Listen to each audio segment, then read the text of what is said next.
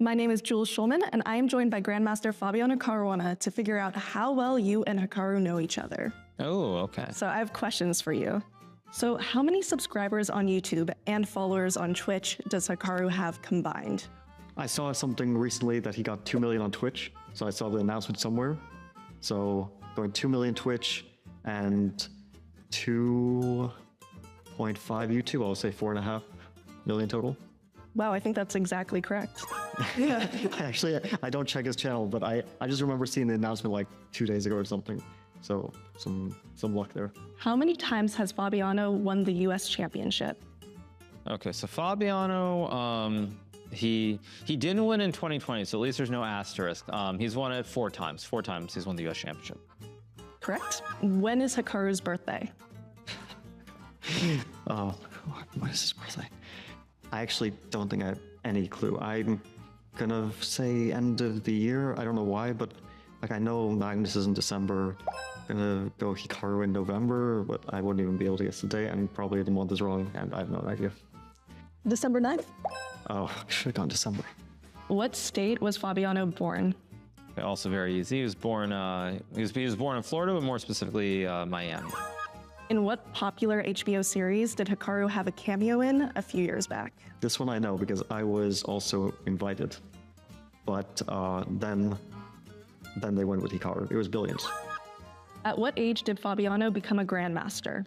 Okay, I became a grandmaster at 15. He definitely broke it. I'm trying to remember, was he 15 or was he 14? It was like 15 years, 87 days. For whatever reason, I don't know for sure, but for some reason 14 is not ringing a bell. So I think he was also 15, but like just a couple of days. So I think he was 15. If he was 14, I'd be surprised, but I'll go with 15. I think it's 14 years, 11 months.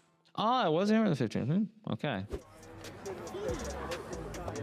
Look at that Chess Kid subtle branding sticker on the table.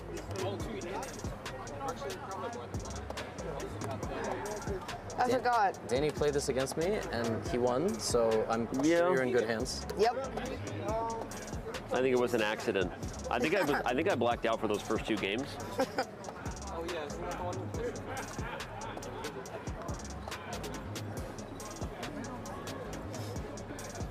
Levy's prep. I don't know, are we in my prep? Yes, you're prep.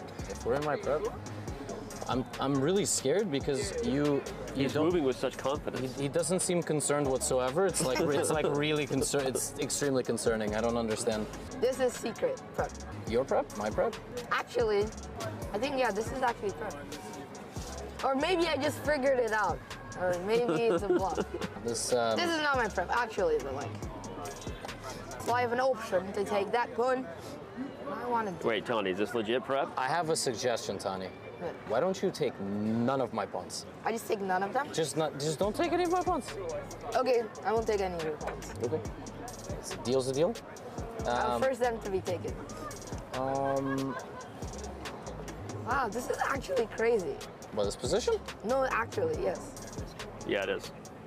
Like, actually. Okay. I mean, this prep is paying off. Wait a second.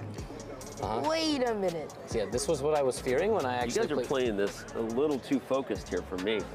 Are we supposed to be like more goofy? Supposed to. Kind of D7. Why did I think about that move? I mean, this is all prep. I mean, look at this. I watched a video of you today before I was coming here. I'm really sorry. And it was about a Magnus destroying everybody, right? Were you inspired? And I was inspired. And he hanged the pawn, or not hanged, he sacrificed the pawn in the opening, first game. And he sacrificed the pawn to have major counterplay. Okay. And I'm inspired by this. So I'm doing exactly what he did. But you're giving me way more than... Am I mated? Yes, you are.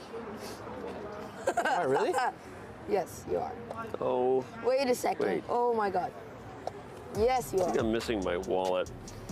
It's not a good thing, everybody. Yay. Yay. Everything Wow. worked out.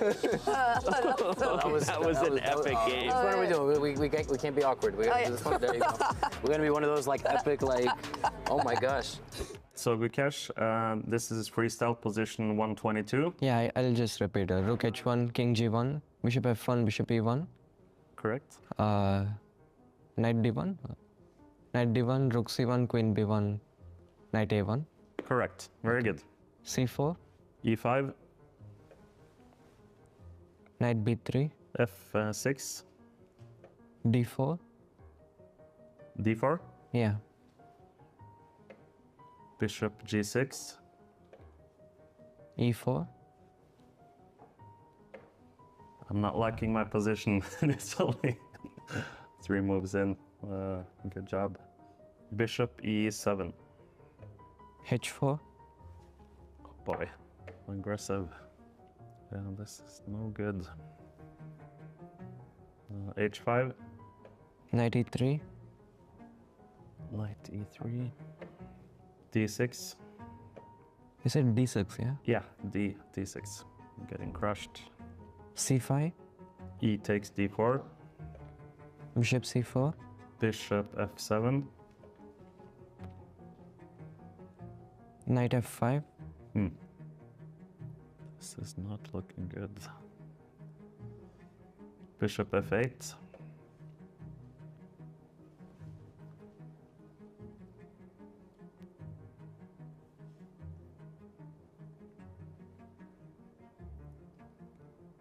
cd, C takes D. bishop f7, Bishop F7. Knight takes F7. knight b d4, B D4. Rook E8.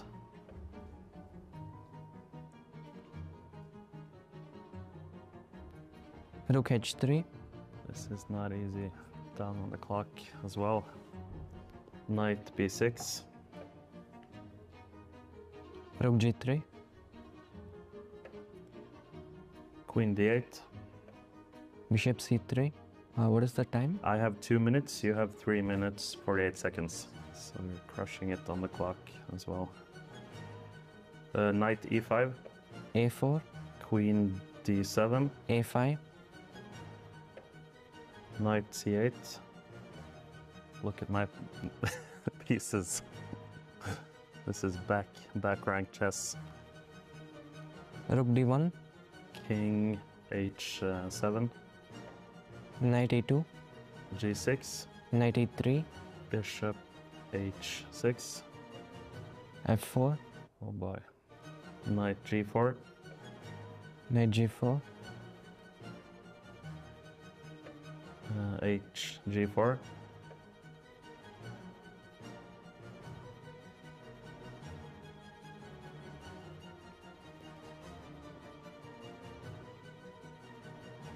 h5, G takes H. bishop f6, Rook H F8. e5, E5. It's over. Oh my. Okay. King G8. queen g6, Bishop G7. queen h5,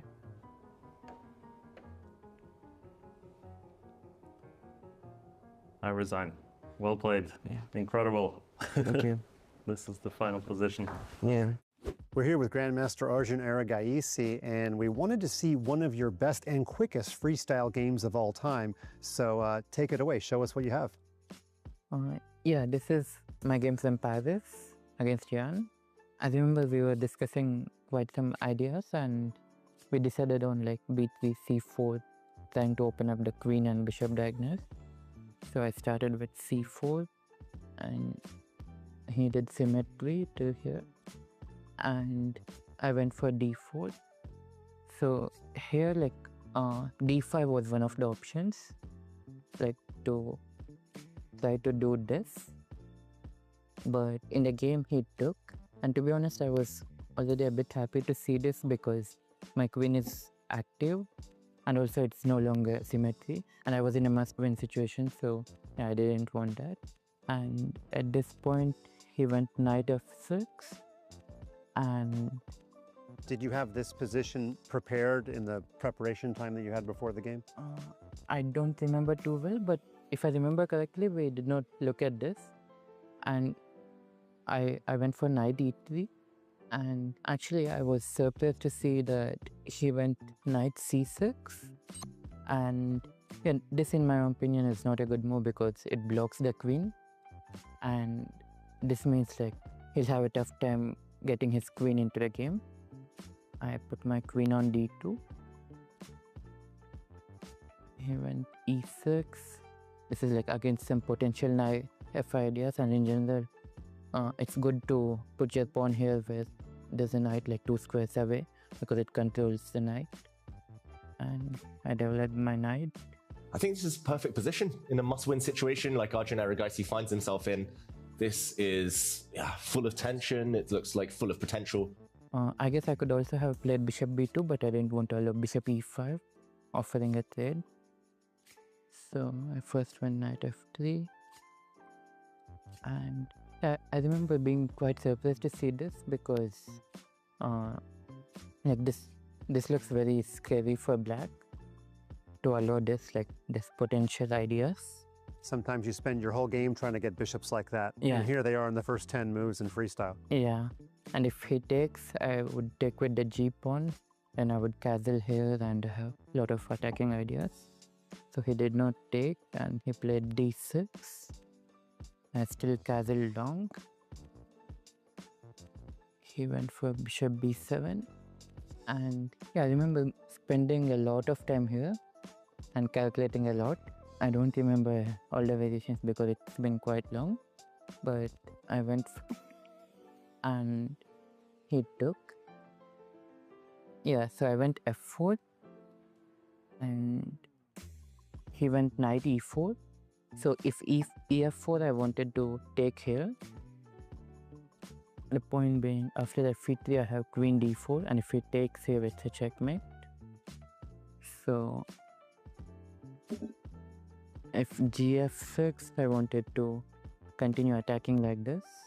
Although I'm pawn down, my king is very safe, and his king is weak, and his rook is not in the game.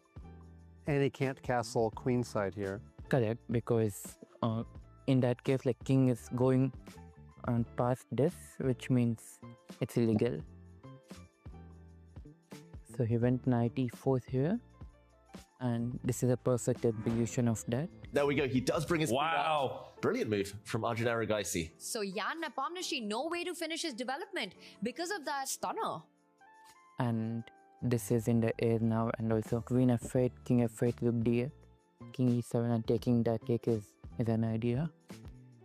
And he pushed g6, so clearing back rank, and now rook d8 is a threat, but like he's simply too underdeveloped and all my pieces are good, and by this point like a lot of moves were already winning, but I think I was quite clinical with my technique. I put my queen here, knight g4 is in the air, so he went h5, and I remember I was considering f5 ideas, but in the end I just took. I kept it simple. He went bishop c6, and yeah, like a lot of moves are winning. I just took and put my rook here, basically bringing the last piece into the game. And he defended f7, I took h7, I went with d8, he took, I took, he went here, and I came back here attacking this. He put the bishop here, blocking it, because if king g8 I have queen e8. And again, like I said, there are many moves winning, but I think this is quite beautiful. I took rook f5, I took here, I took here, and he has to take. I pushed e3. If he goes back, queen e8 is a mate. If he comes here, queen f6 is a mate. So he had to block like this. I took, and he went king g8, queen g5, and he resigned because next he'll have to go here, this, and in the queen e7 or queen g8 is checkmate. Very harmonious use of queen and bishop. Now, we selected this as your best game. You also thought we might pick this game. Does that make this your best freestyle game ever? Yeah, I would go with this one. I haven't played a lot, especially with the classical time control, but amongst the ones that I played, this clearly stands out. It was a fearsome attack. Thank you, Arjun Erigaisi. Thank you.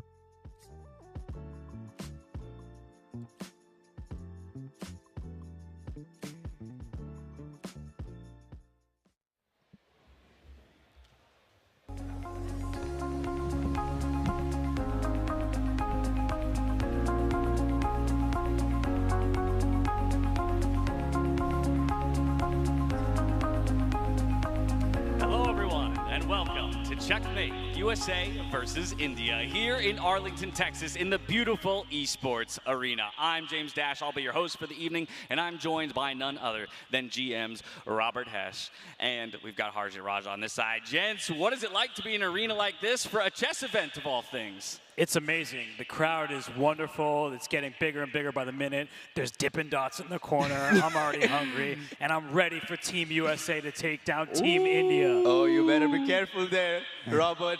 The games are about to start in about 30 minutes.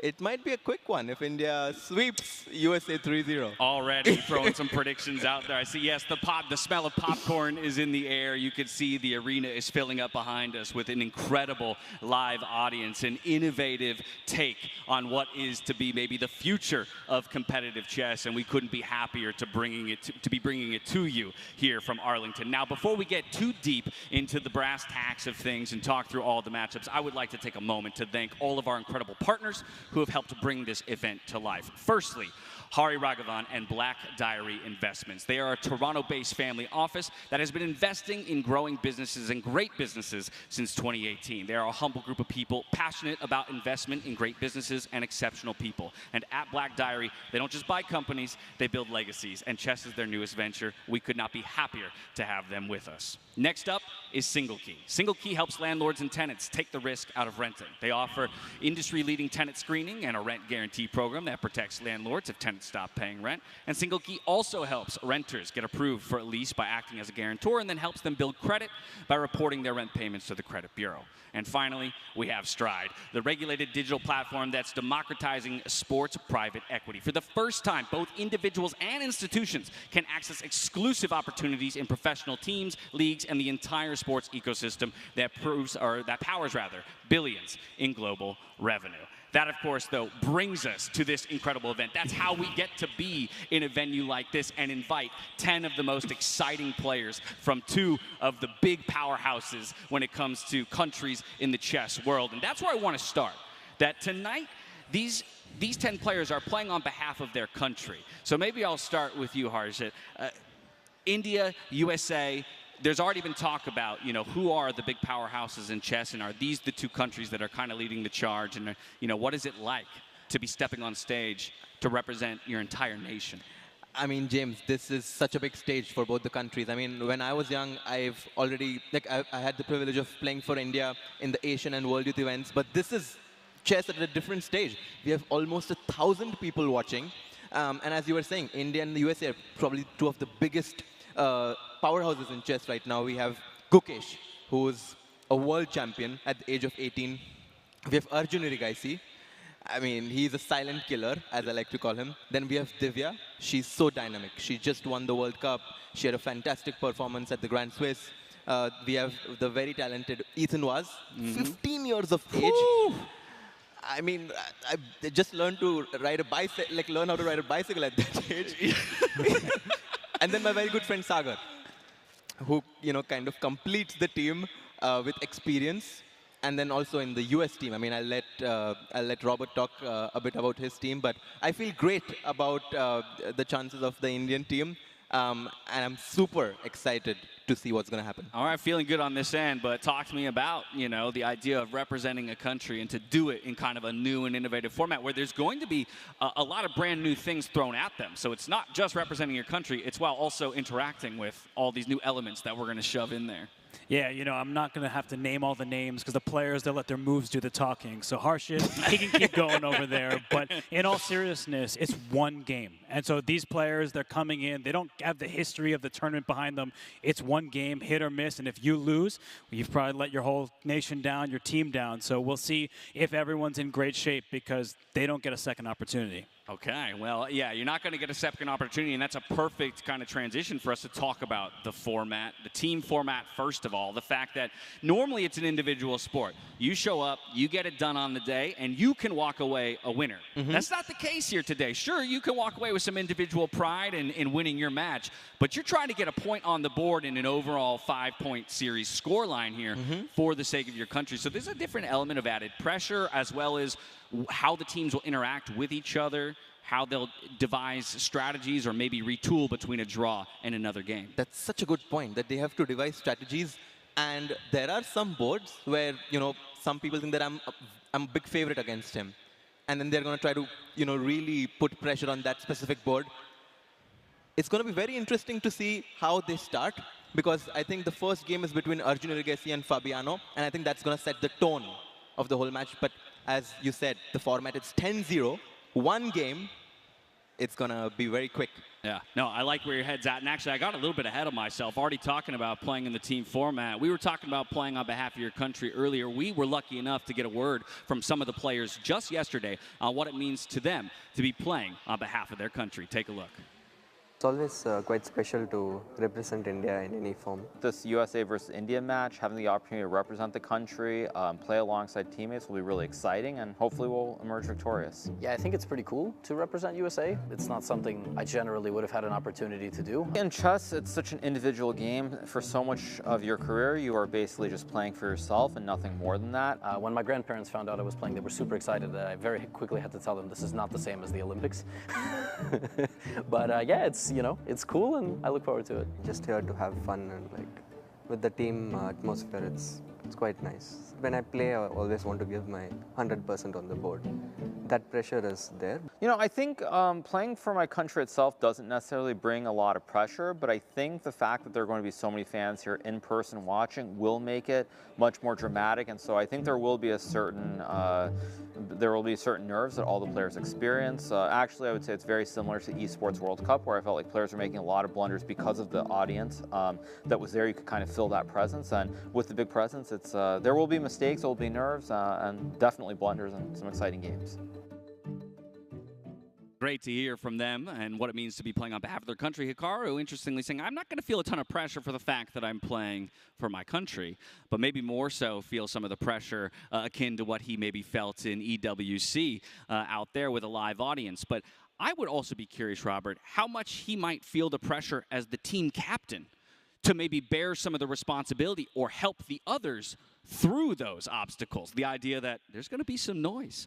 There might even be some back and forth talk across the board between the players themselves, and how do you keep your cool? Well, Hikaru is maybe a guy that has enough experience he can help somebody like Tawny, let's say, in how you interact or how you deal with the pressure of the audience. Well, if there's one person who knows how to play chess and talk at the same time, it's Hikaru That's Nakamura. true.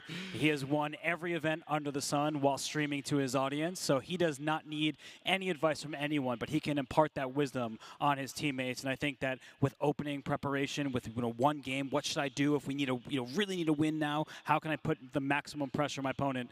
Hikaru, Fabiano for Team USA. I can't think of two better players. Yeah, I'm so curious what those huddles are going to look like between every game, right? Again, whether or not it's a draw or a decisive victory, but going into the next one, when we see those groups of five kind of huddle up and have a few minutes, who is going to be the kind of the leading voice in each group? Do we think it will be the captains in both cases? Do you feel like maybe somebody else in Team India is going to insert themselves a bit more as the vocal member? I do think that we have not seen Gukesh talking a lot in general, but in this tournament, I think that he's going to step up. He's going to put himself in this position where he's be like, guys, we just need to play a few good games and we're still in it. And I think that I've seen this in Gukesh during the Olympiad. He really rises up to that opportunity and puts himself in that position where he can be a leader. Yeah. I mean, you mentioned the fact that Hikaru is no stranger to playing and talking at the same time, but that is not necessarily something that all of these, athletes that are about to step onto the stage have experience with. And to that end, I think that's where I'll be very curious, maybe like somebody like Sagar Shah, who is so used to being in a position of presentation where he might be a calming voice within Team India for those who maybe his nerves get unsettled a little bit. Absolutely. I mean, he has been in so many events and he has experience. I mean, he's an international master himself. He has played a lot of top tournaments. And when it all comes down to the wire, some crucial words from someone like Sagar can change the whole game. I mean, he's always got...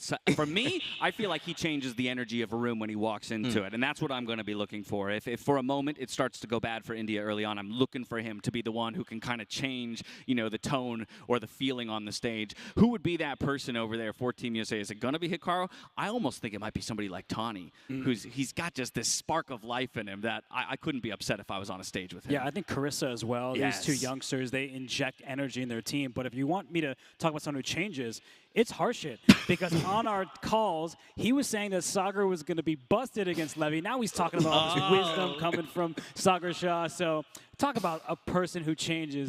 You never know a guy. Robert Hess, he's over here pulling back the curtain already. We're only a few minutes into the show, and he's going to go ahead and reveal everything to the audience. The gloves are off. The gloves are off. I think the gloves are going to be off very soon because the players, I mean, I've never seen players be so excited for this format. And you know, when the players are excited and happy, that's when they're the most creative. And I do think that this format is getting that feeling out of them, which is amazing. Yeah, we're going to talk more about the format and some of the curveballs that we'll be throwing the way of the players. Before we do so, we've talked plenty about what we think the team dynamics will be. Let's hear from the players themselves on what it's like to be sitting up there with 4 co-players. So I think when you are playing chess as part of a team, you feel like you're part of a collective. You feel like every game matters. Everyone is important. You know, when you have better team bonding, in the tournaments like Olympiad, you see that the teams who have better connection between the teammates, they usually perform at a high level. It helps for like the overall feeling and motivation to do well, not only for yourself, but like for the team. Unless you're not inclined to play or watch sports at all, playing in a team is certainly a very, very unique experience. When you play for yourself, it's just, you know, you make a blunder or you win a game, it's all about you or me. And as the old saying goes, there's no I in team. Whereas when you play together as a group, you're rooting for everybody. You want to see them play their best, and that's something that I wish there was more of in chess. I think it's very fun to take an individual sport and turn it into a team. I mean, you see it like with Ryder Cup, you see it with Laver Cup, Laver in tennis. So any way, I think, to make chess stakes higher, it should be a good time.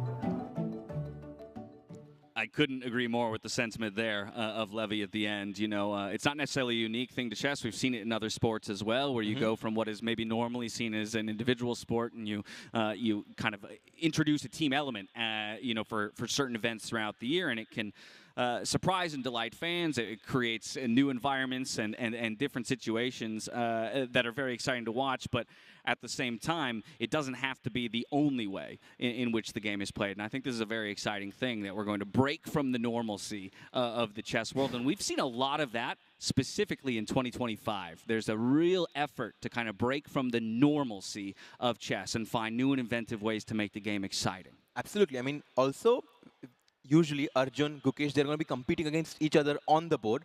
This time around, they're playing in the same team together, so they have to be rooting for each other. And that's also a different dynamic that the spectators and fans across the world get to watch. Me personally, I'm super excited to see how these players are going to, like, you know, devise strategies and be like, Arjun, like, I know you're really good, but I think in this game you should be solid. Or, you know, in this game you should be aggressive. And we can see these top talents in the world discuss ideas, and it'll be very interesting to see. Yeah, peeking over the shoulder there during those huddles is going to be real interesting. I'll now transition to you, Robert, on it's not just the element of team play that we're throwing at them today. There's a whole switch up in format and the way that the games are going to be conducted on the stage. There will be 5 games between each of our set pairings. They will first start in a 10-10 style or time-based game where you only get increment after you reach 1 minute on the clock, at which point you dip under 1 minute, you will get 1 second per move. But that's it. And aside from that, you have to play to checkmate. I think that's going to be the thing that really excites people about this event. Well, as a commentator, I love it, because sometimes it's very difficult to explain to the audience why someone resigned when they're up a night.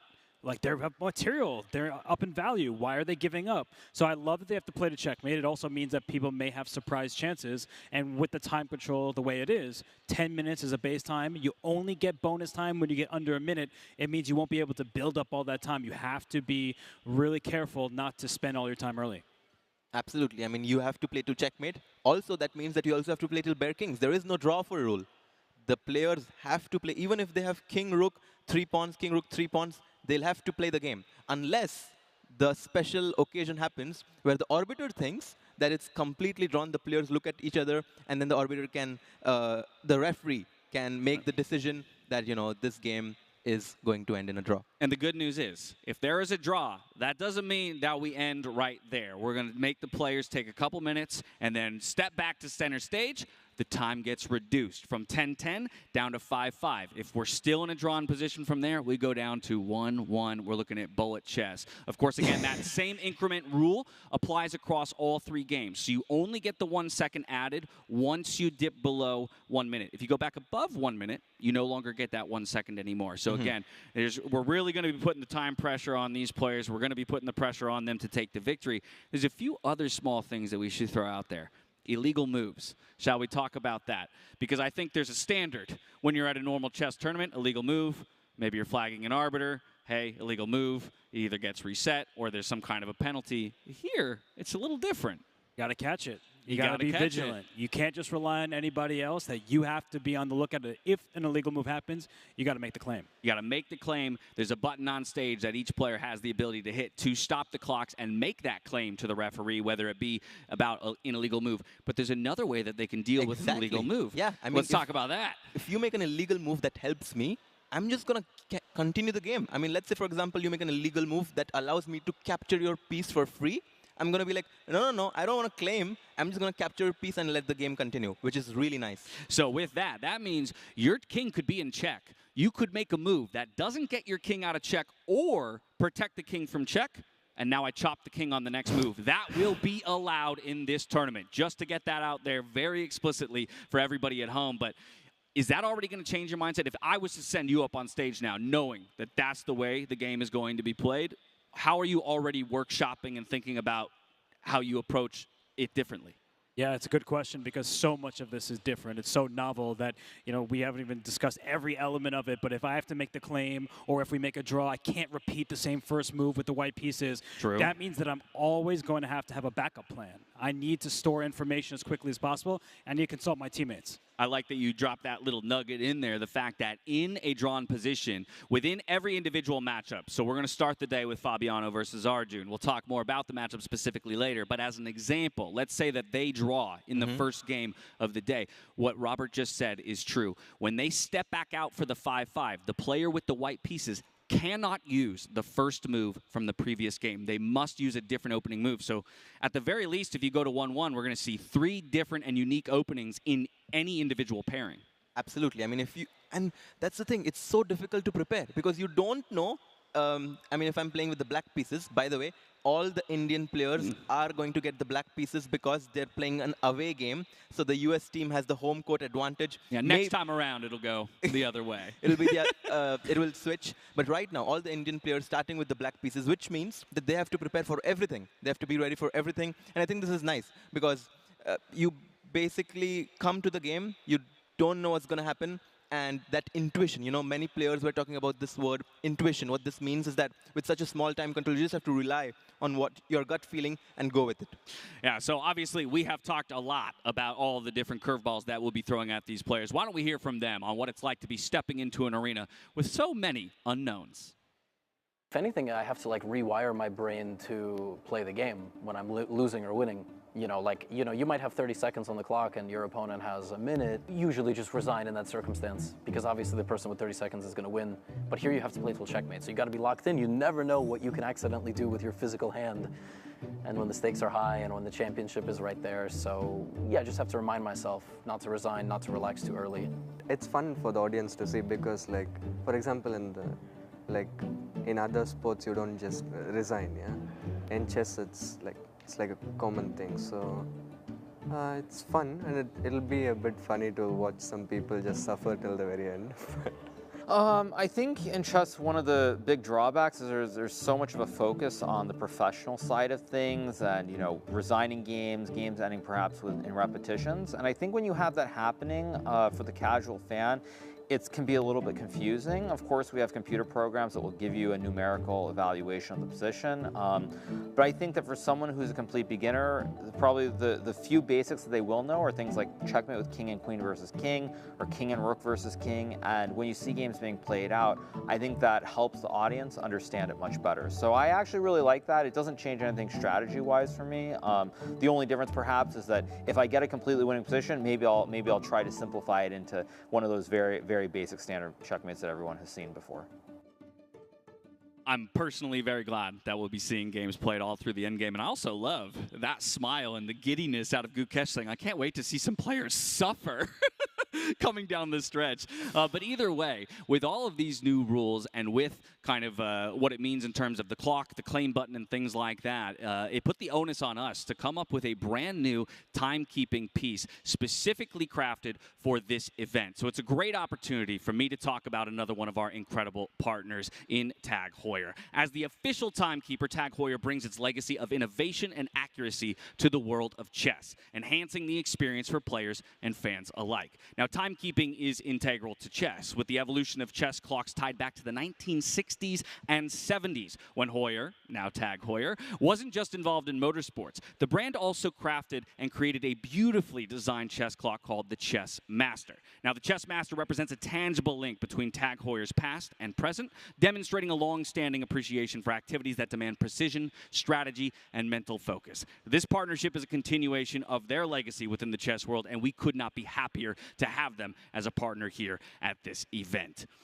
Now we get into what might be a growing rivalry between the U.S. and India. I talked to you earlier. I kind of threw it to you. These are two countries that I feel like are really defining themselves as maybe the superpowers within the chess world. Do we think is it a rivalry yet? Is this the birth of the rivalry? This is the birth of the rivalry, and I think that the result of this match is going to kind of set the tune towards how big the rivalry will be. Because it's, as I said, I mean, it's 5 games, and if one of the teams gets off to a hard start, it's probably going to be India. No. It's possible that, you know, I mean, whoever gets to 3 points first wins the match, right? That's the format. 5 players, 5 games, whoever gets 3 points first as a team wins. That's simple as that. But so often in chess, we're looking at individual rivalries, right? We're thinking of individuals throughout history who kind of have defined the game at the highest level. But now we're inserting a bit more of that nationalism, the country element to it. Do you similarly believe that this is the beginning of the rivalry and that the tone will be set here? Is it a rivalry that already exists? Where are you on that timeline, on that spectrum? It's funny because my tone was about to shift. I was about to show respect. And there is so much respect between these players. But they've recently won Olympiads. India, they had the double gold in the latest Olympiad. Team USA has won the gold medal in recent Olympiads as well. So this is a budding rivalry in the sense that both nations have tremendous players, and it's not very often that you see them go to head-to-head like this in a team format. It's very rare outside of an Olympiad, and so I think it could be the start of an excellent rivalry with respect, but maybe with some animosity, right, Harshit? all best rivalries have a little bit of animosity behind them with tons of respect. Well, we think it might be the birth of a beautiful rivalry between these two countries. Let's see what the players think. I mean, US has always been a superpower, but I guess the last few years, I mean, India has also risen. Like, I guess by now, India and US seem to be the two biggest superpowers in chess. And yeah, a lot of strong players, a lot of players at the top competing constantly against each other. It's only going to grow further, right? It's a level matchup. If you have to select one country in the world that could potentially stand up to what India is becoming, it has to be the United States. I still think like the unity, the national pride, the camaraderie amongst the players, like all of the events that they've been at together in India is definitely stronger. I mean, I think they really have something figured out. So it's interesting. I mean, rivalry is a term that I probably wouldn't use at the moment in terms of the US and India, but the thing is, if we look currently at the top, say, 30 players in the world, I believe that both India and the US have the same number of top players. I think we both have about 8 in the top 30. So it's very clear that at the moment, the US and India are the future of chess, I would say, and it's going to be really exciting. I think this is sort of maybe the start of the rivalry. As I said, we don't traditionally have a rivalry yet, but I think if you go forward, you look at the next 5-10 years, it's very likely that the two nations will dominate this game. So I'm really excited, and I hope there are going to be more matches like this. I'm right there with you, Hikaru. Hopefully more matches like this, but we got to get through the one that we have in front of us today. And so I'm going to throw it right back to another video where we talked to a number of these players about their personal mindset and the preparation coming into an event like this. Take a look. So I think with it being this format of only one game perhaps, or just one set of matches, I haven't really changed anything, but as I will be the last match potentially, let's just say the match is tied 2-2 and I'm playing the final match, I do have some ideas about the sort of openings that I will play if we reach that stage. In general, Rapid and Blitz format needs a little bit different strategy than classical. So in that sense, yes, but nothing too specific for the tournament or for the opponent. Like just getting a good position, playing a good game is the main focus. I think Sagar, or frankly anybody on my level who faces me, should fear two things. Number one, you can't let me get a position that I like. You know, dynamic position, imbalanced position, momentum, you know, opportunity to be creative. And he should really hope that I show up nervous and ready to do what I usually do, which is get into my own head in some way. But when I'm not nervous and when I'm like feeling good, yeah, I'm a problem. So we'll see which Gotham shows up and appears throughout the game. Oftentimes, you win the game, you go back to your room, you celebrate on your own or with one or two other people, and it feels very empty in some ways. You kind of wish there were more respect or there were more appreciation of what you're doing, and so the fact that there will be so many fans here, like, I'm going to love it. I think I'll be one of the players who thrives off of it. I don't know how everyone else will react, but I expect to perform very well. I think most people would suspect that Hikaru will be maybe the most calm, cool, and collected and able to deal with any of the, errant crowd noise and things like that. Interesting that Levy is talking about how important the lack of nerves might be to his success overall. But I think we should start talking through some of the matchups that we have in front of us. Let's start with the first one that we're going to kick things off with. It's a heavy-hitting matchup between Fabiano Caruana and Arjun Erigaisi. Yeah, that's already. I mean, we have two of these heavyweight matches that I like to call them. One of them being between Arjun and Fabi, and the other one being between Hikaru and Gukesh. In this matchup, I actually made a prediction before the event started, and my prediction was that Arjun, with his dynamic prowess, should be able to bring India the full point, and that's why my prediction on this one is that Arjun will bring home the first point. Okay, there you have it already. The first prediction on the desk and waving the Indian flag, rightfully so. He's given it to Arjun, but Fabiano is coming off a massive victory just the other day. Is he riding the high of that momentum, or will maybe jet lag and exhaustion get the better of him? The less time, the better for Fabiano Caruana. Just ask Maxime Vachier-Lagrave what happened in Brazil. So my choice is easy. There is no question here. Team USA all the way. Bam, there you have it. All right, split decisions on the desk so far, but that means we got 4 more matchups to talk through. Let's go to number 2. This is going to be Ethan Voss up against Tani, of all people, 2 of our young prodigies in the chess world. I'll throw it to you first. When you look at these young guys, I mean, how do you see them matching up stylistically? Such a good question, and honestly, I don't see much trash talk here. They already seem like they're friends. They're both hyper-talented. Tani, historically, he likes some tactical flair, and for Ethan, you can see the maturity in his game. I mean, every single month, it feels like he's a changing player, but that's what we call evolution. I don't even know how to pick this one. So you're feeling it's a little bit more of a toss-up. Okay, yeah. What about over here? I actually just played Tani recently, and he defeated me, so I kind of got like a sour taste.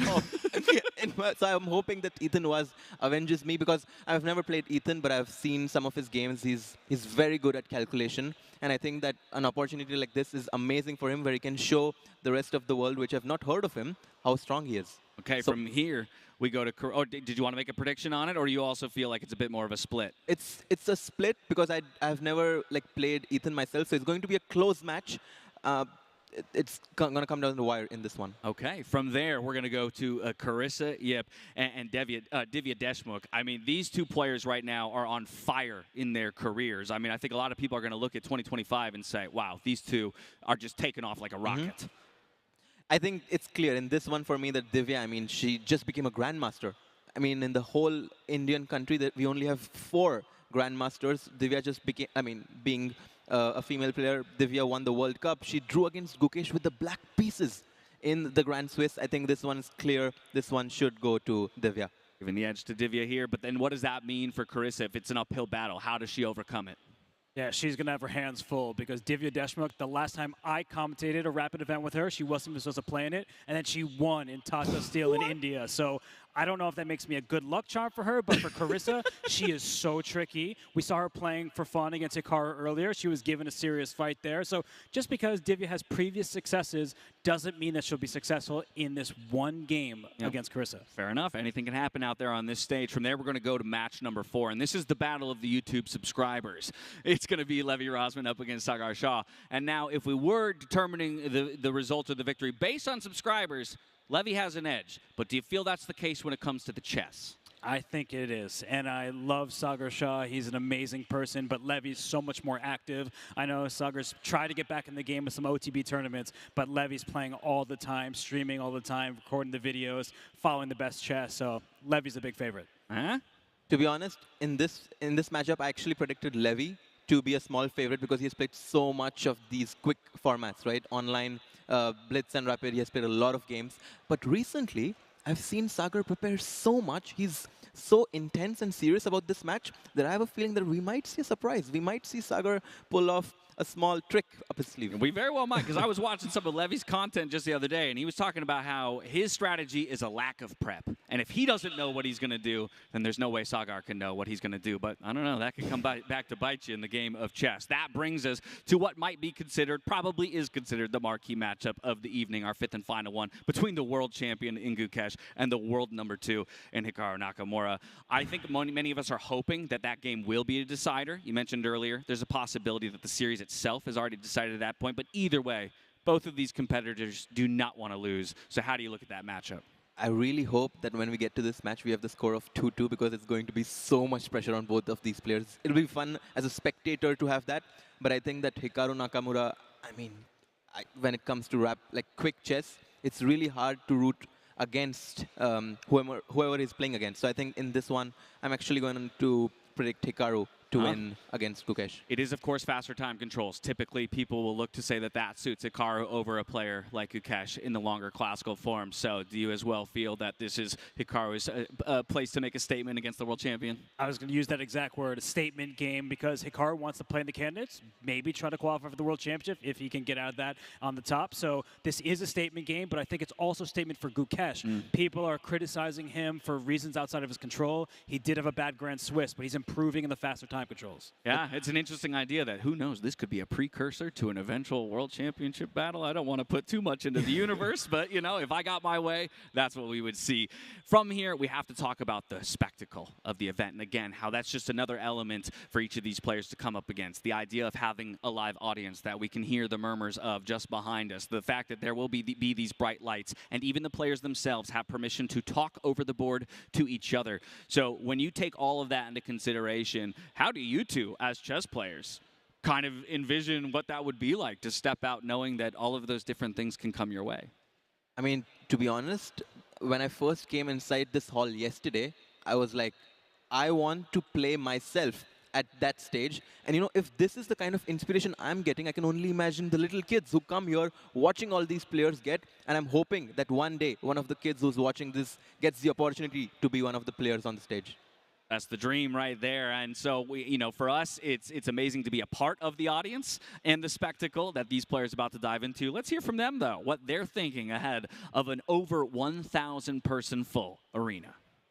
I think for me personally, I really do enjoy it. I think that when you have fans who are showing their appreciation of everything that you're doing, it means a lot to me. Now, some players are probably the opposite. They don't mind just playing their games, winning tournaments, and going forward. I'm curious myself because I've never played in this setting where, I mean, I've played in like tournaments where the playing hall is just so bad that like there is some external noise that just keeps bothering you. Like that I'm used to, but I mean used to in a sense I've experienced, but like audience being free to like just scream whatever they want, I've not really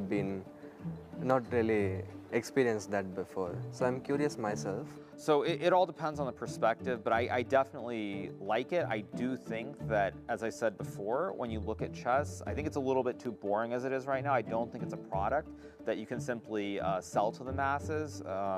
So you need something more to it. And I think it's very important also to distinguish between the very serious professional events and events like this. I think they can both coexist side by side, and I hope that events like this will be more common.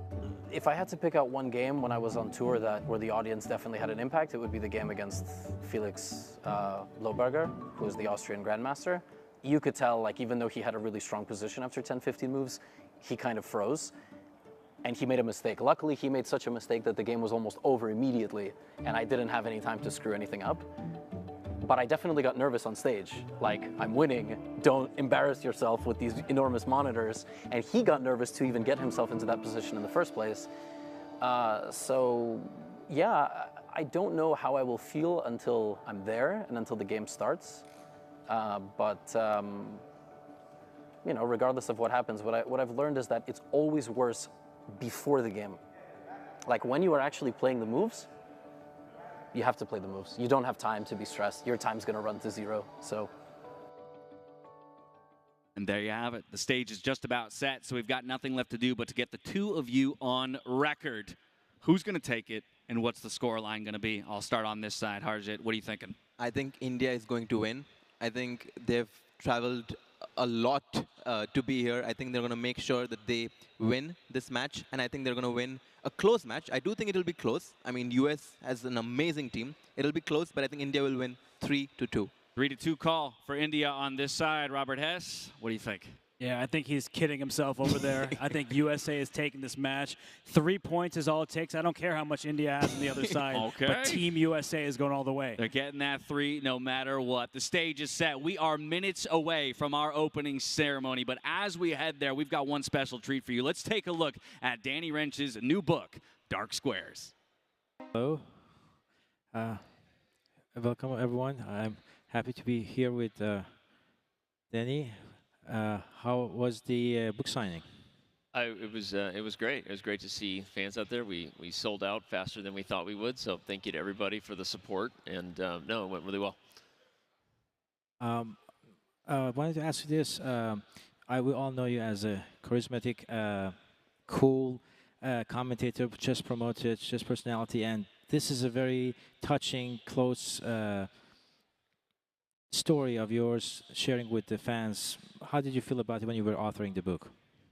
Yeah, I appreciate that. Good question. Chess has always been more than a game for me. I think maybe even for reasons that are not so great, as a lot of people are going to learn. And so now, I guess, to take chess and this whole world and kind of connect everything that got me here, I think it means a lot. And connecting with the fans about something that is not just what's on the board, but off the board is what the book's about. So yeah. I don't think I've ever seen so many chess fans in one place like this. Excited for chess history being made. Yes. What do you think about the format? This is amazing. Danny? I love it. I mean, this is incredible. There are a lot of things about the format I love. I love the team chess. I love the balance between matches, that you don't just go from higher rated to lower rated or vice versa. I love that we're going to see a mix and makes you feel like you don't know which match in the end is going to be the one that decided it.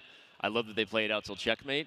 I think the thing I love the most is that there's only one game at a time. I think one of the things that is hard to follow about chess in a game that is already hard to follow is that there's a lot going on. So the fact that everybody will be dialed in, everyone will be rooting for just one, I think that is something that's special. We'll see if other organizers lean into that. Any predictions? Okay, well, I guess predictions. I feel like Team USA is the favorite. Maybe I'm biased there. Put me on the spot, but I will say this. I think it could come down to who wins the overall match between Divya and Carissa. I think that if Divya takes that one, maybe it goes India's way. So we'll see. All right. Gonna be exciting. It's about to start in a couple minutes. So stay tuned, guys. Exciting.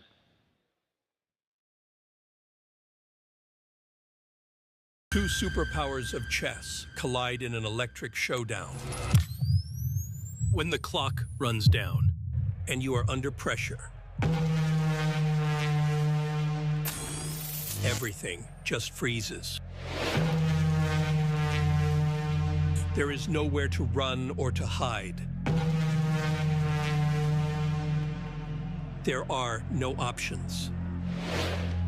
This is more than a match. This is a battle. 5 rounds, a clash of titans, a 4-hour spectacle. 10 minutes to conquer, 5 minutes to beat, 1 minute to strike. Only one nation can survive. No escapes, no draws. Every board will be decisive. We will have checkmate.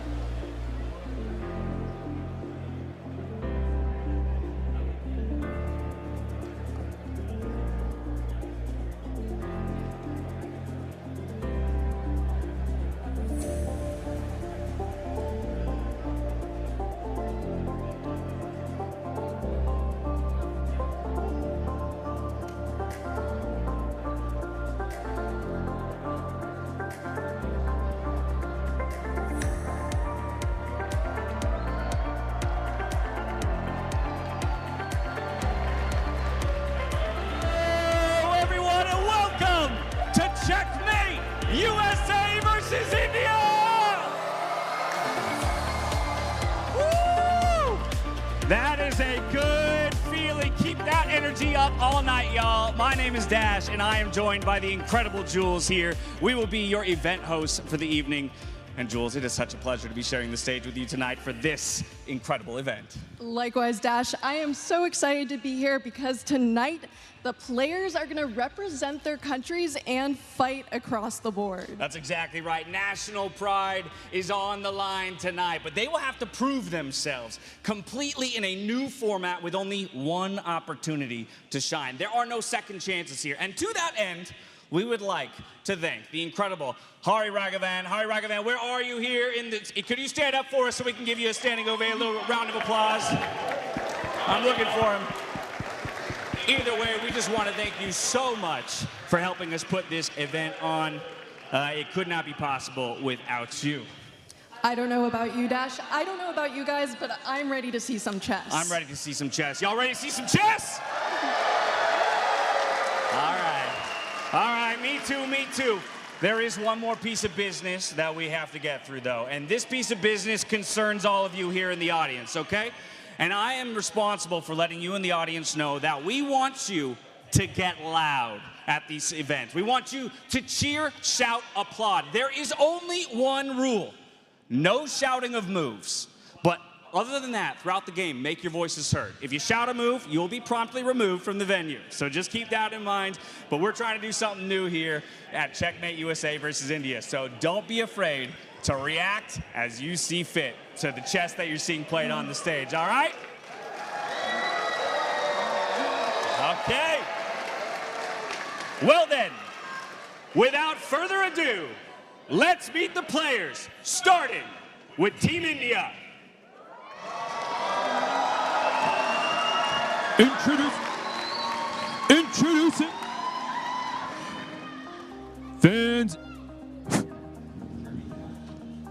fans, introducing the lineup for Team India.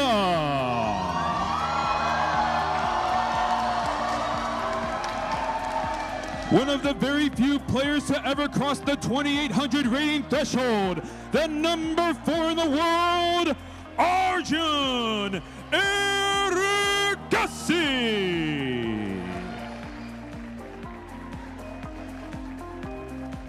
Next up, the former world U10 champion and one of the fastest rising chess talents in the world, Ethan Vaz.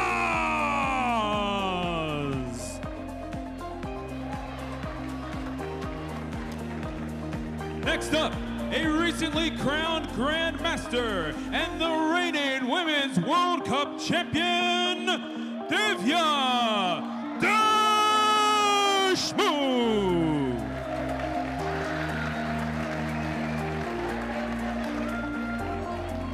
Next up, the #1 chess journalist in the world and founder of ChessBase India, Sagar Shah.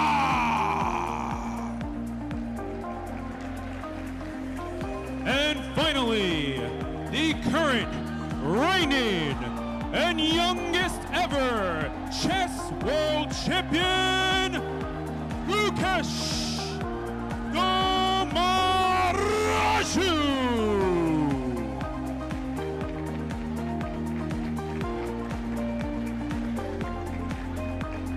Folks, one more time for Team India.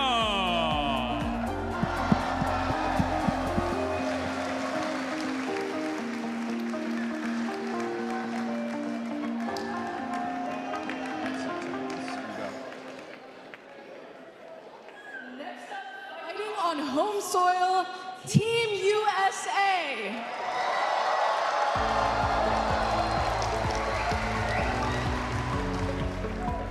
Introducing now their opponents, Team USA! Introducing first, a 4-time United States champion and the #3 ranked player in the world, Fabiano Caruana! Next up, a chess prodigy whose story embodies grit, hope, and the future of American chess, Panitoa Adewumi.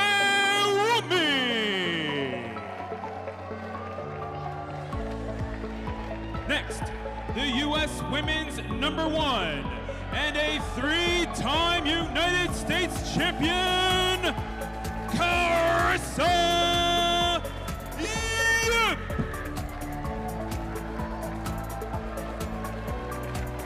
Next, the #1 chess YouTuber in the world, better known as Gotham Chess. This is Levi Rossman. And finally, a 5-time United States champion, the #1 chess streamer in the world, and the #2 ranked player on planet Earth. He is Hikaru Nakamura!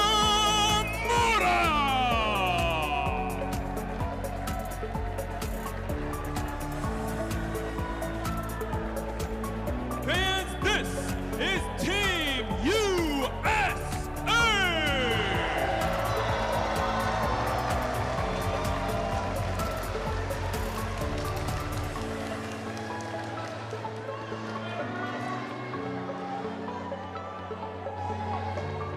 All right, y'all. It doesn't get better than that. It's Team India and Team USA.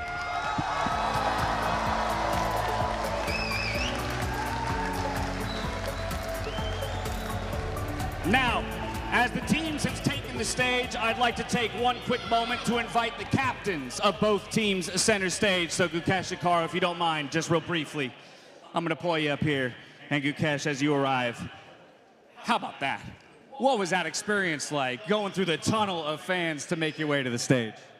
It was amazing. Thank you to all the fans. And yeah, I mean, the I don't think I've ever played with so many audience and such a huge energy in the playing hall. So really excited. Now, many of the folks in the crowd are behind you and Team India. Tell me, why is it that Team India is going to come away with the win today? I think we are all very strong players, and we are here to give our best. So we have the confidence, and we are hoping for the best. We wish you the best of luck. Now, Hikaru, I'm going to ask you the same question. How did it feel coming down the aisle with all that energy? It's amazing to see all the fans here cheering us on tonight, especially in my home country, the United States of America. Make some noise, make some noise. Really amazing. Just, yeah, really amazing. And it's just great to see chess being appreciated by so many people. Of course. And finally, will Team USA win? Of course, there's no doubt. You have the #2, #3 players in the world. We've got Levy. We're going to win. USA all the way. Amazing. Thank you. There it is. Well, there seems to be no doubt on either side, so that means we'll have to let the chess speak for itself. Gentlemen, I want to thank you both for sharing your time with us. Wish you both the best of luck over the board, and thank you for representing your countries. You may now return to your teams.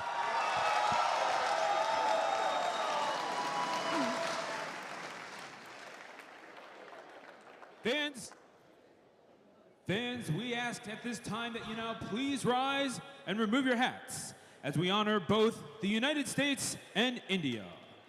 Please join us in welcoming Tanushri and Tanmai Rayapati as they perform the national anthem of India.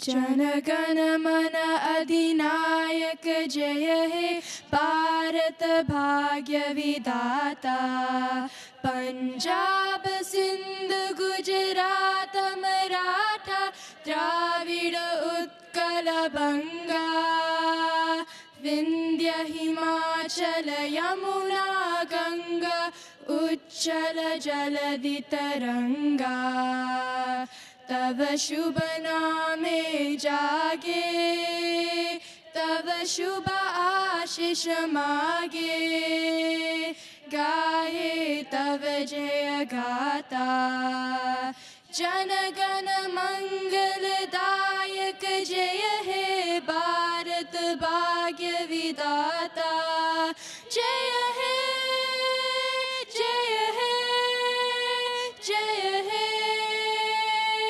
जय जय जय जय हे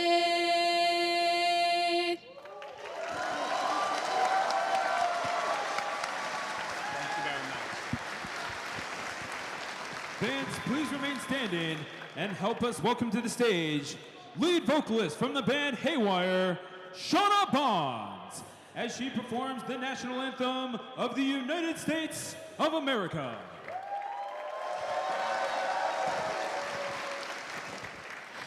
Oh, say, can you see by the dawn's early light what so proudly we hailed at the twilight's last gleaming, whose broad stripes and bright stars through the perilous fight o'er the ramparts we watched were so gallantly streaming, and the rockets regular, the bombs bursting in air, gave proof through the night that our flag was still there. Oh, say, does that star-spangled banner yet wave o'er the land of the free and the home of the brave?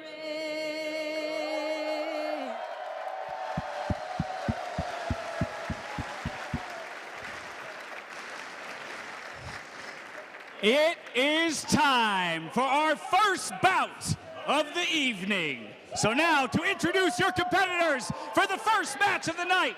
For Team India, it's Arjun Erigaisi, and for Team USA, Fabiano Caruana.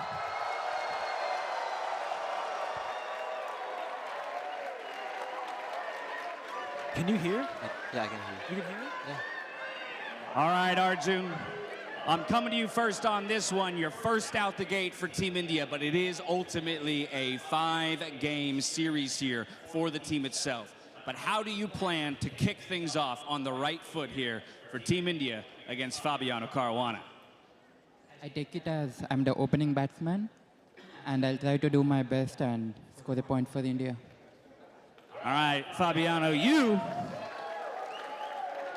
are coming hot off of a big Champions Chess Tour victory. You're also coming right off of a plane, stepping into this arena. So talk to me about how you're going to carry that momentum forward in your matchup against Arjun here, the silent killer. Yeah, I feel really good. I feel inspired by all the people here. The huge crowd, it's really great to see. I feel ready to play. I've been playing chess all week. I'm ready to play some more and hopefully win. All right, no better precursor than that, y'all. Gentlemen, thank you so much for your time. I want to wish you the best of luck. You may take your positions and let the chess speak for itself.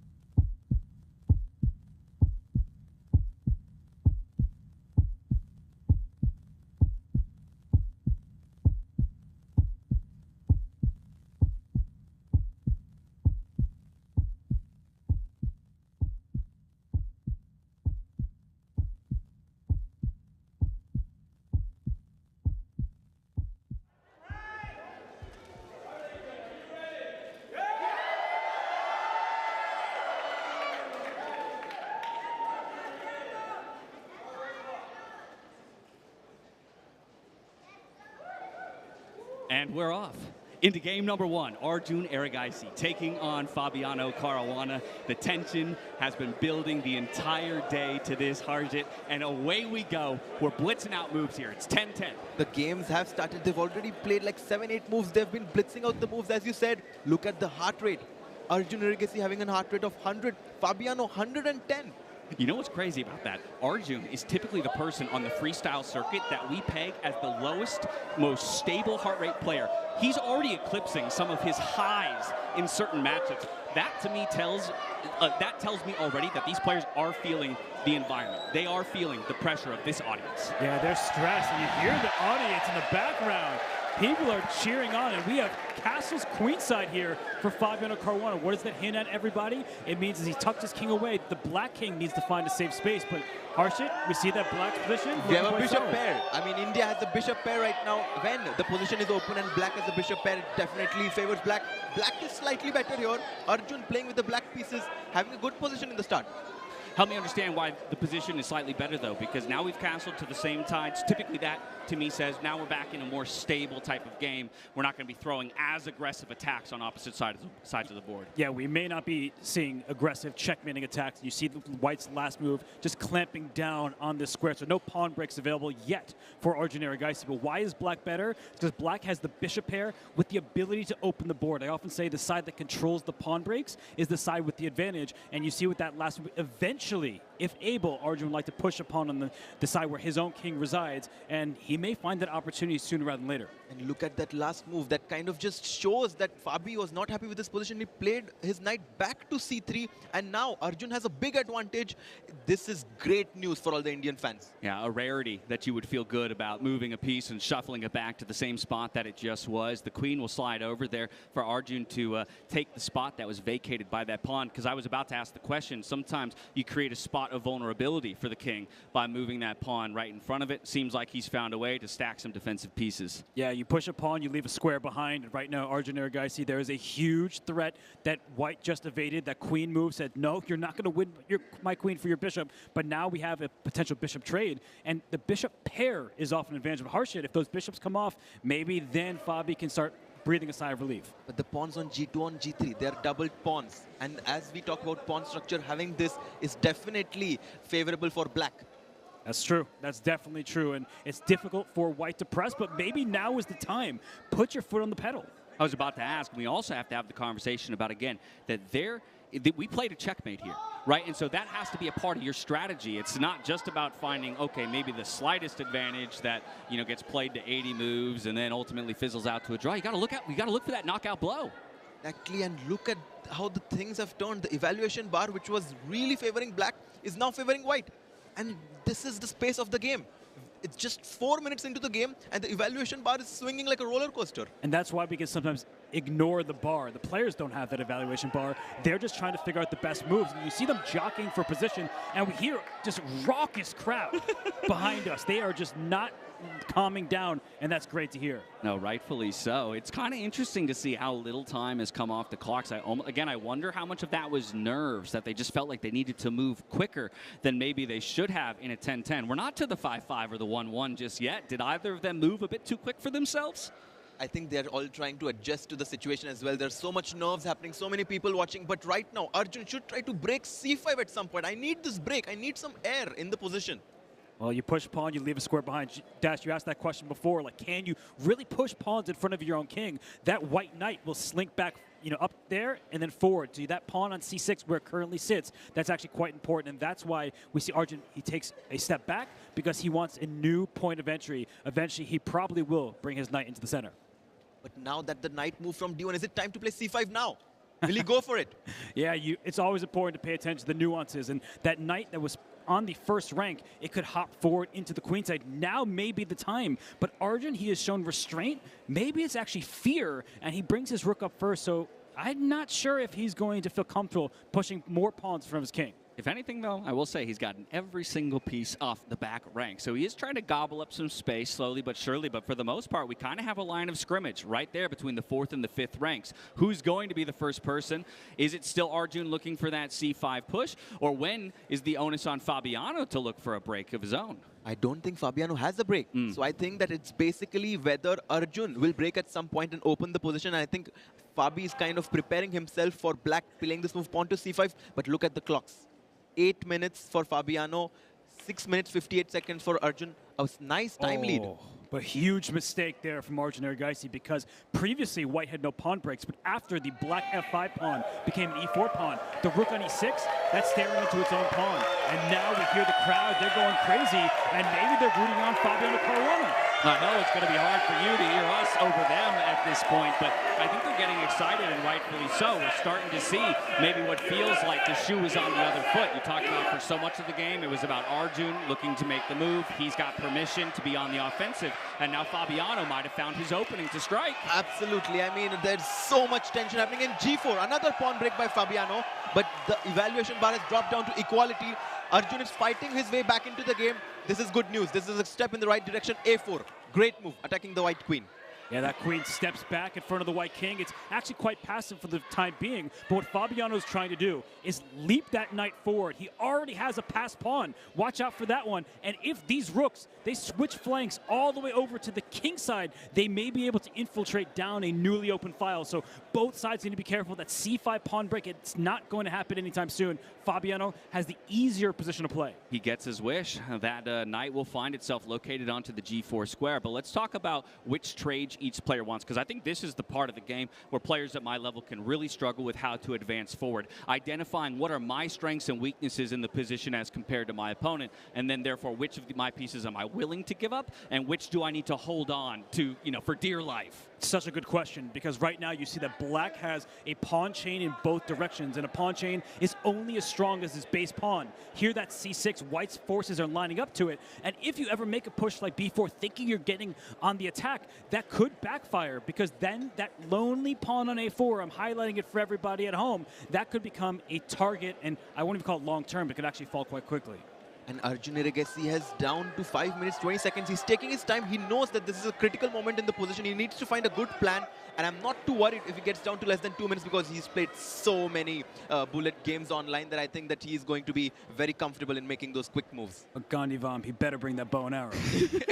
While it might be a slightly unusual position for him to be in, again, from my maybe more limited understanding of Arjun's history, any game that I've seen, he's typically the one who's moving faster and is way more of a bank built up when you get to that kind of middle and end games. Here he's still working with a clock disadvantage, but as you say, I think 5 minutes is still plenty for him to play a game and maybe another one after that. But Fabiano, I mean, as you said in the opening ceremony, he's so hot right now in rook at 7, which means that now white has a very important move. What happened? What are we looking for? The board is red. The board is red. Only move, and Fabiano Caruana finds it. Queen back to b1. It's hard to actually fully understand why it's the best move, but he's regrouping his pieces. That queen was lonely, and here it comes. Now it's called the triple on the c file. Only move. There's danger here. There's the legendary triple stack. Hikaru, team captain's very happy to see that right now. Look at Hikaru. He's peeking this game from behind, and he's very happy. He's very happy with his teammate. Queen to c2. Fabiano playing fantastic chess. I didn't even realize what's happening, but if this pawn, which looks like it's free, is captured, watch out for ideas like rook takes, sacrificing the rook! Because all of a sudden, the white queen comes in, the black king is hunted. And pressure on Arjun right now. He cannot take the pawn on e3 because of rook takes d5. You could see it in his face right now. A bit of stoicism as he's kind of just staring at a blank wall. There's no good options, it feels like, at this point. Yeah, no good options. If I bring my rook back to h8, trying to control the c8 square, maybe you can just advance. He goes back. He goes back with his rook. He retreats. And right now you see that the engine's unclear what is exactly the best move. But I think white, Fabiano Caruana, he's doing well on the clock. He's doing excellent on the board. Play it slow. Slow, improving moves look good here. You don't need to rush it, but maybe actually switch on over. And oh my gosh, James, the crowd's going wild. You can feel the crowd getting behind him. The chants have begun. They're trying to will him over the finish line, because while we have the benefit of that eval bar that you talked about, Robert, the players themselves don't. The audience as well, actually, in our venue does not have the privilege of an eval bar. So while I think everybody has the sense, and I'm sure Fabi has the sense himself, that he is winning, again, you got to find checkmate. You got to actually make it happen. You can't liquidate to the point that we end up in a draw. And look at the focus that they both have. I mean, even with so much noise in the background, the players are able to maintain that laser-sharp focus. Arjun Erigesi, I haven't seen him looking anywhere else but the chessboard. He's trying to find any single chance which will allow him back in the game right now. Fabiano knows that he's winning. He's taking his time now. The lead that he had gotten from the start, he's trying to make use of it. I mean, what a move from Fabiano Caruana. The restraint and the whole point, everybody, is white has passed pawns. Don't just think for checkmate. That's not the only way to win the game, at least in normal terms. Here it is. But what he's trying to do is push his pawns forward. That queen came up to protect what was previously a loose pawn, and now the pawns are rumbling. And for Arjun Erigesi, he can't keep everything defended. Look at Fabi. He looked away from the board and gave a sigh of, he breathed a sigh of relief there. I think he knows that he has this game in his control. Yeah, I mean, this guy right now is playing some of the best chess in his career, coming hot off of a win for the Champions Chess Tour. Steps off a plane, he walks in here, and he says, I'm ready to go again. I mean, that to me, I had questions about his energy, about his stamina. You're flying around the world, you're playing different styles and different types of chess, and for him to be able to step off of a plane after flying overnight and put on a performance like this, granted it's not over yet, is impressive to say the least. And let's think about how he lost in that World Championship he played in rapid tie breaks. he has silenced the critics over the years, but what would it be to win the Grand Chess Tour and then come here to Dallas, Texas, and beat Arjun Erigaisi to start the Team USA off with an absolute bang? I mean, this guy is playing unbelievable chess. Robert and James, I mean, I've been rooting for Team India. But Fabiano, I mean, this tells so much about his character. It tells so much about his love for the game. I mean, this guy is traveling 10, 12 hours, internationally, coming here, right with the same intensity. He's right here, and he's doing it in style. Look, I consider myself to be a degenerate gamer by all standards in terms of the amount of time I've put into video games and the like. I think Fabi might be a bigger gamer than me. He goes from playing chess to playing Avalon to back to playing chess. I don't know when this man sleeps. Yeah, and we're not even talking about gaming in terms of and look at him, the he's quality laughing. of his play. Look at the crowd, and he was smiling. Arjun Erigaisi, he gets a move off, but look at this. His rooks, they are connected, but the pawns, they are marching forward. And you hear the crowd dash. The crowd is chanting for Fabiano Caruana as he continues to press forward. And the pawn is on the 6th rank now. 2 more squares, and he can make a new queen with it. Yeah, a little bit of a counterattack here from Arjun. He's just trying to make anything happen, right? Give Fabiano something else to think about so he can't follow his game plan anymore. But look at that. Fabiano is a safer king, so instead of trading queens, which was still objectively winning, he keeps the queens on the board. And this is a good attempt from Arjun Erigaisi. If Fabiano was down on the clock, maybe there'd be some danger with a newly opened file in front of his king. But right now, Fabiano's just up 2 pawns. It's down to less than 2 minutes. The clock is orange now, which means that this is, he needs to increase his pace of playing, but he has no good moves. It might be too late now. Yeah, down to 1:30 here is Arjun. You can see there just in his, player camera. I've got to imagine as that clock changes, again, that's just another ounce of obstacle that you have to overcome. You're catching that out the corner of your eye. I know that now I really have my back against the wall. Yeah, the sweat's not even dripping anymore. It's pouring, and you hear the USA chant behind us as right now Arjun tries to go for an attack against the king, but a new queen is coming. A new queen on the board.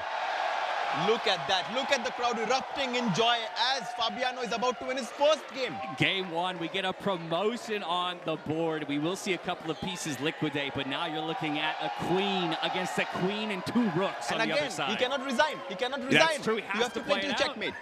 You know, Gukesh had said in that video that we saw earlier in the day, he's kind of excited somewhat to watch some players suffer defeat down the line, and unfortunately the first defeat will be suffered on behalf of one of his teammates. The handshake is extended. Fabiano Caruana wins the first game. USA leads 1-0 Robert.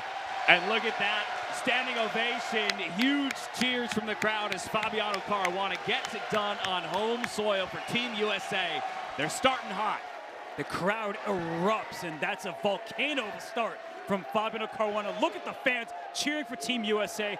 Fabi is the champion that Team USA needed. Exactly right. He's going to help Team USA kick it off on the right foot. But let's talk about how he got it done as he goes back to celebrate and talk with his team about the coming matches. Jules, of course, pulling him to the center. It was a brilliant display there by Fabiano Caruana. Just give me one real recap on what it was that was the finisher for him or where it turned.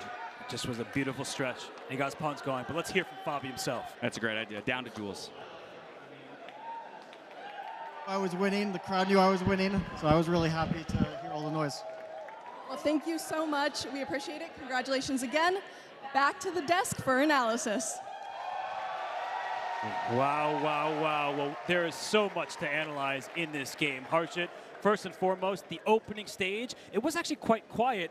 Where did you start feeling like it went wrong for Arjun? First and foremost, we don't have James in between us now. Oh, so it's just both of us. Hey. Well, I mean, we can fight because Team USA is up 1-0. This seems like it's a nice time for me to get that ball rolling. But Harsh, in all seriousness, let's get into the X's and O's. Yeah. Where did you feel like things started to go wrong for Arjun Erigaisi?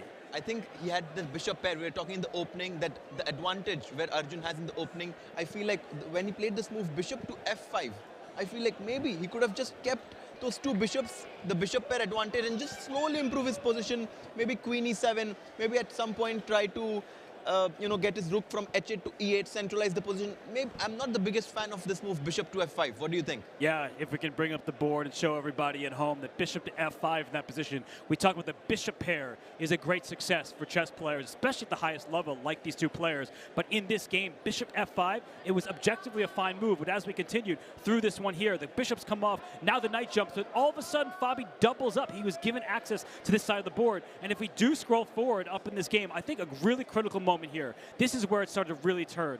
Rooks love open files. That's a weak point in White's position. But Harshit, after knight e4, the knights get traded. Black couldn't take with the d pawn. That's why that red screen is there. And then after it takes, g4 happened. The position broke open. Absolutely. The pawn on f5 was so crucial in stopping this pawn push, pawn to g4, because the black pawn took on e4 with f, and I think this was why Fabiano took the first point. Yeah, and I'll just scroll forward really quickly a little bit more, because Fabi, he was in the driver's seat. That was clear. His knight leapt into the black position. Knight e5 puts pressure on the c6 pawn. Here, black had to find this move b4. That's almost impossible to find, especially without much time on the clock, because rook takes e6. It gets very chaotic. We can't go into all those details, but in the game, after the trade, taking away from the center, getting ready to push those pawns, the queen reroutes, and Harshit here, it was just beauty. Rook takes e5 was the critical threat. Yeah, queen to c2, and he spotted this so quickly.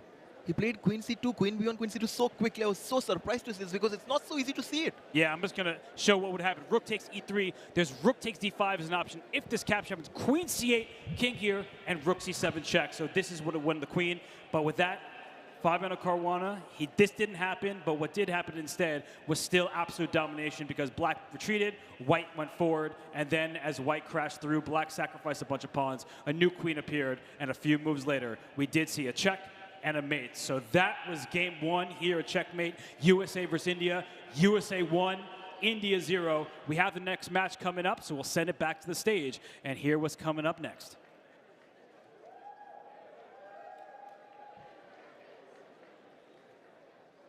How about that, y'all? Team USA, Fabiano Caruana.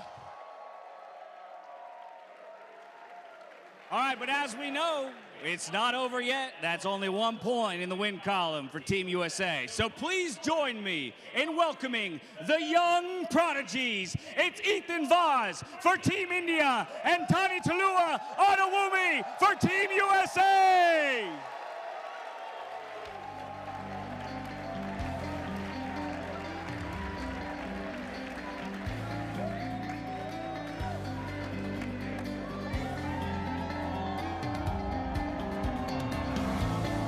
Take a moment and drink that in, guys.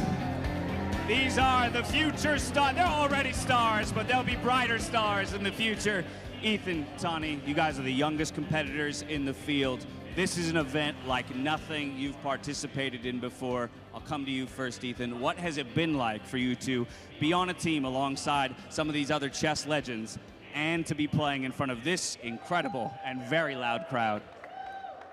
Been a different experience. Like usually during tournaments we don't have so many spectators, so I'm happy to see so many people. And, players like Gukesh and Arjun on my team, it's very amazing, and I'm hoping to do my best in this match. Wish you the best. Tani, same question to you. You've got the likes of Hikaru, Fabiano, we got Levy Rosman, we've got Carissa Yip on your team. And then we've got these thousands of people and everybody at home who's waiting on bated breath for your match. How are you feeling about that match? What has this experience been like for you? This experience has been amazing. I'm really happy for my team, and that Fabi won, Fabi, Hikaru, Levy, Carissa, and I'm just so grateful that all these people came here to watch all these matches. All righty. Well, I know you guys have some chess to play, so I want to wish you the best of luck. Take your positions, and we'll get to it. Let's enjoy!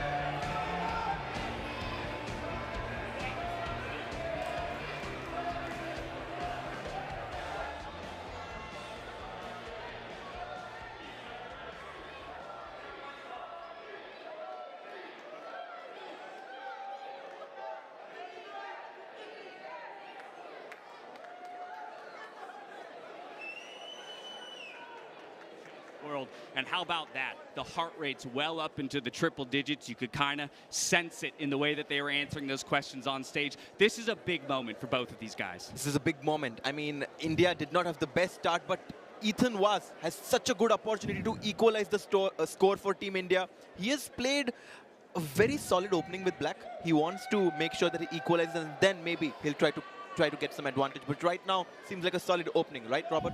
Yeah, definitely a solid approach from both players right now. And Dash, I mean, you were up there on stage with them. I could sense their nerves, even in their answers. They're very humble, respectful youngsters, and their brightest chess is ahead of them. But this might be the brightest stage of their career, and I can see it even in their gameplay.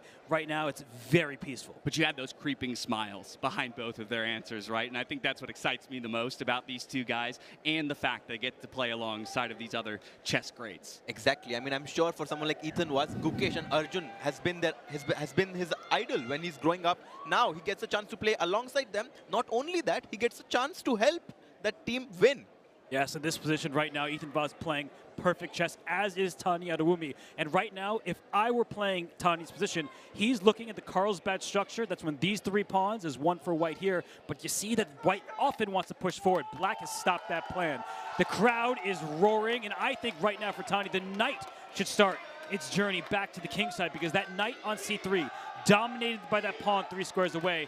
I mean, this is just really maneuvering strategic stuff from both players. And at such an early age, Ethan was showing experience stopping the advance of the minority attack from b2 to b4 to b5. This move pawn to a5, very nice play by Ethan Vaz in the opening. What would you say for young players is like typically the most difficult element or aspect of chess to master? Is it these types of positions where, okay, most of our pieces are developed, but everything is still pretty locked down, and now it's just about like charting a pathway forward? 1,000,000%. The maneuvering angles of chess. And actually, we see Ethan getting quite aggressive with his knight leaping out to g5. There could be a sacrifice in the position. But to answer your question as succinctly as possible, that yes, with a stage where you don't have a clear target, that is so difficult, especially for juniors who just don't have the experience. But these two are playing a great game thus far. But you can tell, Tani, he's pausing. He does finally bring that knight back, but he's always going to be on the lookout for some kind of sacrifice in front of his king.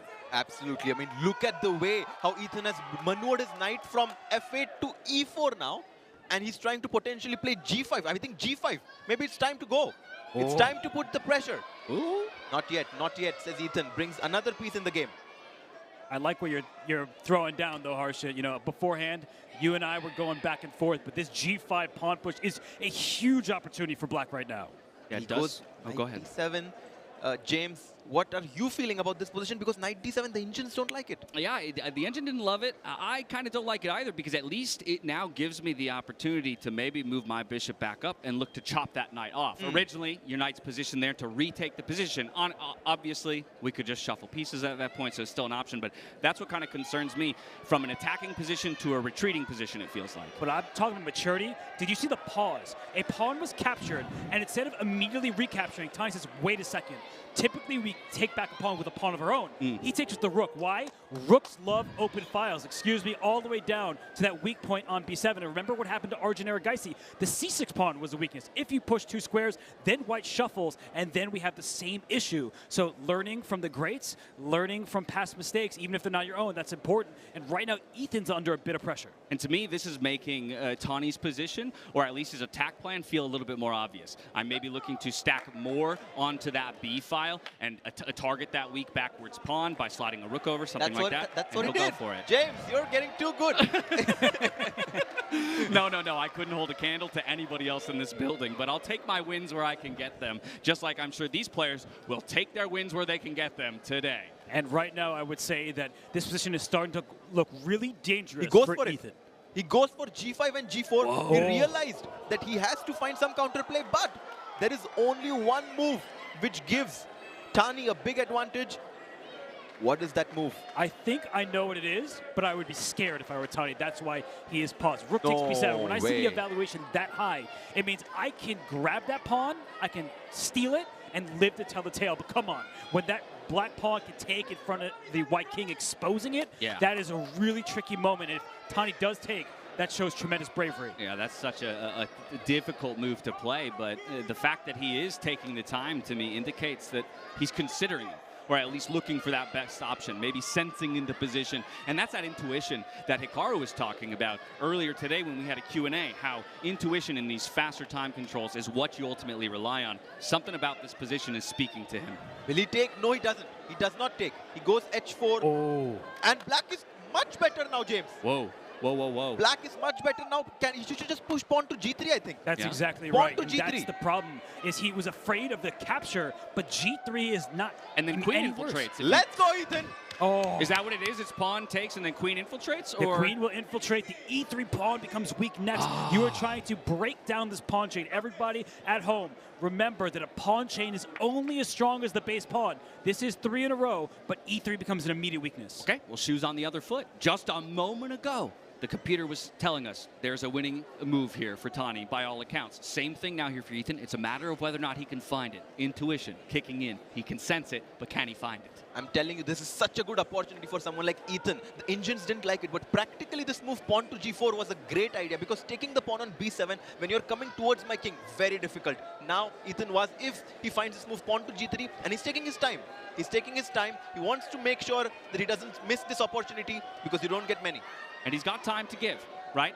Those clocks down at the bottom of your screens, they're color-coded. You're in the green, you're living pretty right now. Once we hit orange and red, that's when you've got to start to get concerned about the length of your decision-making. But this is a critical moment. It's the right place to spend time. Yeah, that's why we got that square on the board, right? It is bright red, and he does not find the best move, but we can forgive him. And part of the reason why is he was afraid that if he pushed his pawn, white would do the same, and that knight would be in some trouble. So knight to H5, it's a bit odd, and now he finds it. So the second time the charm. Now he goes G3. The position is getting very tense now, because let's try to understand. If pawn to F3, hitting my knight on E4, right? Can black consider something? Yeah, why is it that the computer in this situation, we just had one move from either side before this G3 push, and now the computer says dead even, where before it was giving a very solid advantage to black. How does those 1 or 2 moves that we just saw before this change it entirely? I wish I had the answer immediately. Fair if enough. so, I would be on that stage playing against all of them. But I think what's happening here is the white knight jumped in front of the black rooks and in front of the black queen, cutting off circulation in the position. After he played, I do think black can be brave. Throwing the knight into enemy territory behind enemy lines, not only a great movie, but a great idea in this particular chess position. Absolutely. Knight to F2, and then queen to F6, queen to H4, and threatening checkmate. Oh, you are a devious man. Is Ethan the kind of player to play a move like that? It's starting with that jump in from the knight F2. It just feels like you're so offsides in the position in a way. It's a very committal move. He has to decide whether he wants to go all in, and I think it's not a bad time to go all in, because you don't want to go back and be passive, especially in a situation where you're down 1-0. Your team really needs you to play aggressive. Yes, you're taking risks, but high risks, high reward. And you can hear it again. The crowd starting to roar. They're trying to get behind their respective competitors in this regard, trying to will Ethan Vaz to the victory in an equalization of a 1-1. Yeah, we heard India start the chant, the fans there, then USA returned the favor. But this is a huge moment in this match, because Queen F6 right away, giving up a knight that has to be tempting. It may not work right now, but you know that Ethan Vaz is considering it. He's worked on his tactics, he's worked on his maneuvers. Is it a position that requires the form or the latter? Let's throw our hands up in the air, because I certainly don't know what to play. Robert, I know exactly what you're thinking. Queen F6, F takes E4, and Rook takes E5. Something like this. Yes, Harshit is saying, let's give here. He The goes knight for is it. in there, He goes but a for it. sacrifice eventually. This is a wild position, Dash. And only move now. The computer screen is red, which means white only has one move to keep the game balanced. Otherwise, black is going to take over. Yeah, that's a big piece of technology that we've introduced here for this event in particular. When you see that red border And he does around... No. Oh, my God. Gave us all a heart attack for a Yes. moment. That queen slid to a square where the knight could capture, but look at this move. When we take the actual move played, Queen F5 stops black from bringing the queen here, also attacks the black knight. And if that knight were to move, that knight was doing an important job defending. I don't like to use this word out loud, but repetition may be in the air, everybody. Whoa, Wow. no repetition. Not said anymore. Ethan. No, sir. Ethan was going for the kill. He has just sacrificed his exchange. And I love this. I love this for black. Another only move on the board here as you see that red border pop up around our 64 squares. I mean, look, y'all, this is the future. These are two of the future of chess right here. If this is not exciting you, the way that they have taken the gloves off and gone at each other, that's what you want to see from some of your young prodigies. And I'm just not sure whose position I would prefer. I like the material that White has, and we can see that right now White has a bishop and a rook. Black's got these two knights going on, an extra c-pawn. But as we see the position right now, another pawn is hanging. But then Black may just go forward and say, I'm going to checkmate you either on h2 or h1. It's very difficult to see how White runs away. So I think that Tani has to be more careful right now. Ethan's on the offensive. Tani better show great defense. Especially in this shorter time control, it's very hard to be very hard to find defensive resources because he's coming right at your king. The knight is on f2. You have no breathing space for your king. You have your bishop on f1, but it's only defending. It's not really having any attacking chances. He takes the pawn on b7. Wow. Man. Now, I have to imagine this is such a tough position where your resources are starting to get stretched thin between attacking and defending, right? When you're sitting in Tani's position, you've launched a bit of a counterattack. Now, two of our very, strong, our major pieces are sitting on the opposite side of the board. But while all that said, we're maybe a move or two away of our own king being under threat. So how do you balance, your distribution of resources? Yeah, I got to have that full board awareness. And look at Ethan. I am so impressed by these two. He took a pawn. That may seem obvious, a free pawn hanging, but I would have been tempted to bring my queen over. But anytime this queen slides, the rook can slide to the 4th rank to defend. So rook takes pawn. That's a measured approach from a youngster. And watch out, Rook there are all B8. sorts of threats on that back rank, and Black has only one move to survive this. I mean, you want to stop the white queen from coming to g8, the white rook coming to g8. The knight from h5 has to come back to f6 as a defender. I think that's the only move that Black has in this position. Yeah, now just show it with arrows. The threat is queen to h8 check, taking away an escape square. And after king goes up, then the rook can join the party. So the knight preemptively stops that rook from giving a check. And if that can't be delivered, maybe it's that Black can then return the favor, go on the offensive. Yes, but this go. is just such a nerve-wracking position. I see their heart rates. They're going higher and higher. But knight f6 is the only move, Ethan. You have to play knight to f6. Cannot allow the white queen to invade. And again, the chants are beginning. You can see Tani there starting to shake with the rhythm of the audience himself. He's kind of feeling it. I've put my opponent in a tough position.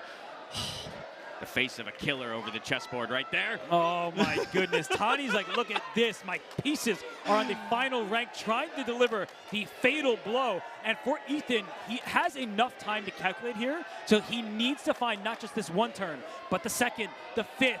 And that's what these players do. They're calculating so many moves. He plays it. The Amazing. accurate defense. That's amazing. Okay, finds the only move. King now G6. he'll go ahead and move his king to safety there by slotting it up. How do we make more progress, though, for Tani? I only have 2 offensive pieces right now.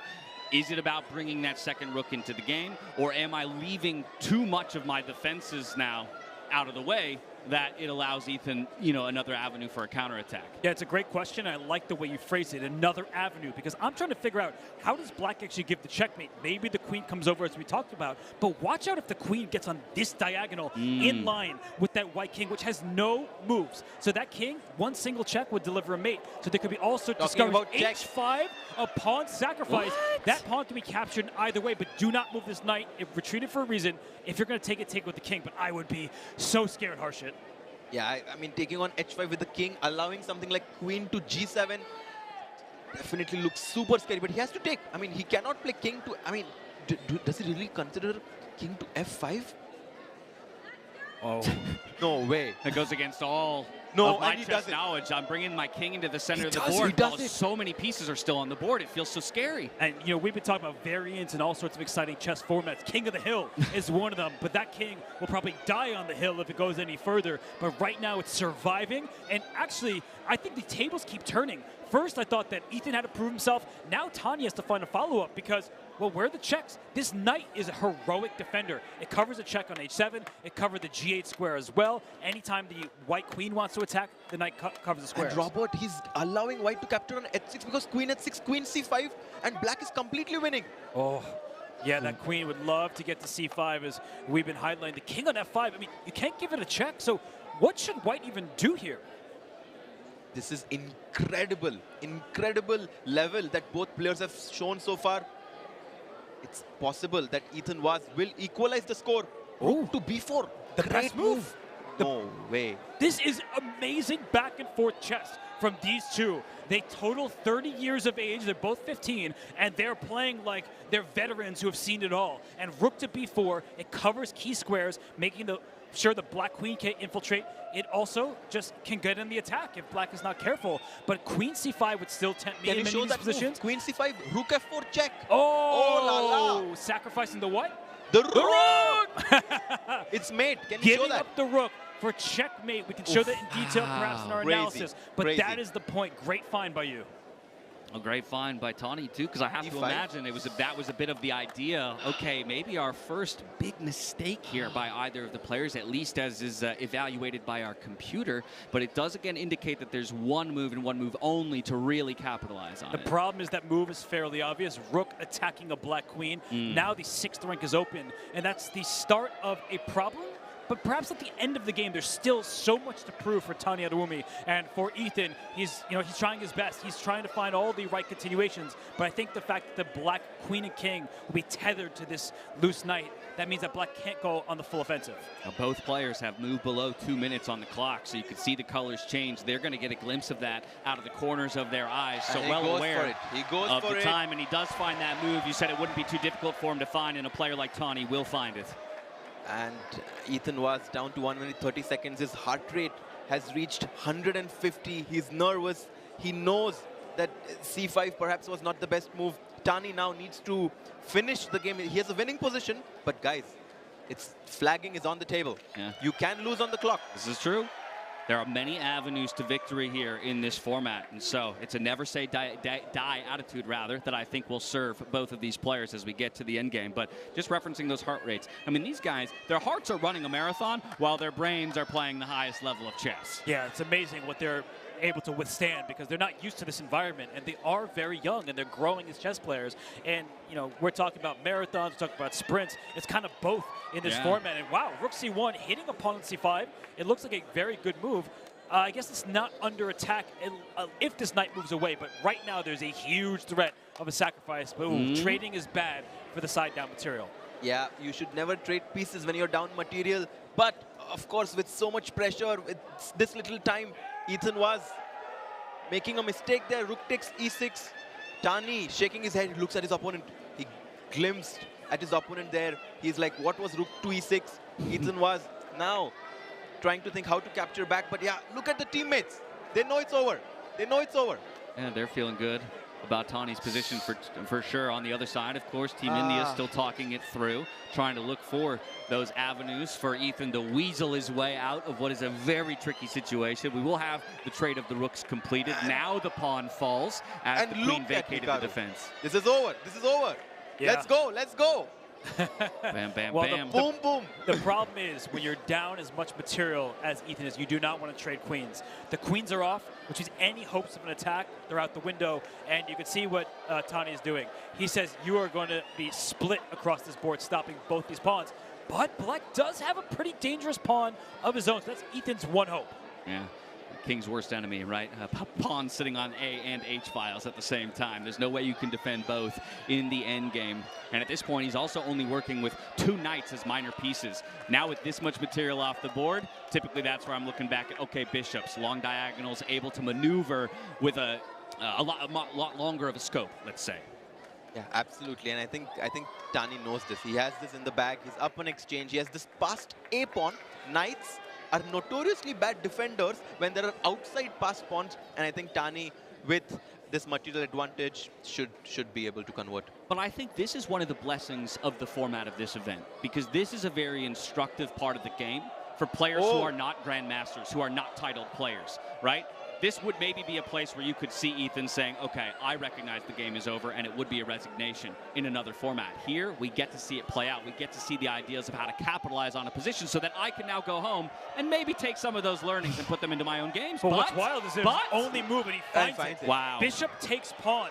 And I think the reason why was the black king was going to chase that white rook around from stopping it from promoting, and he gives up his bishop for a more valuable prize. The A pawn is trying to become a queen.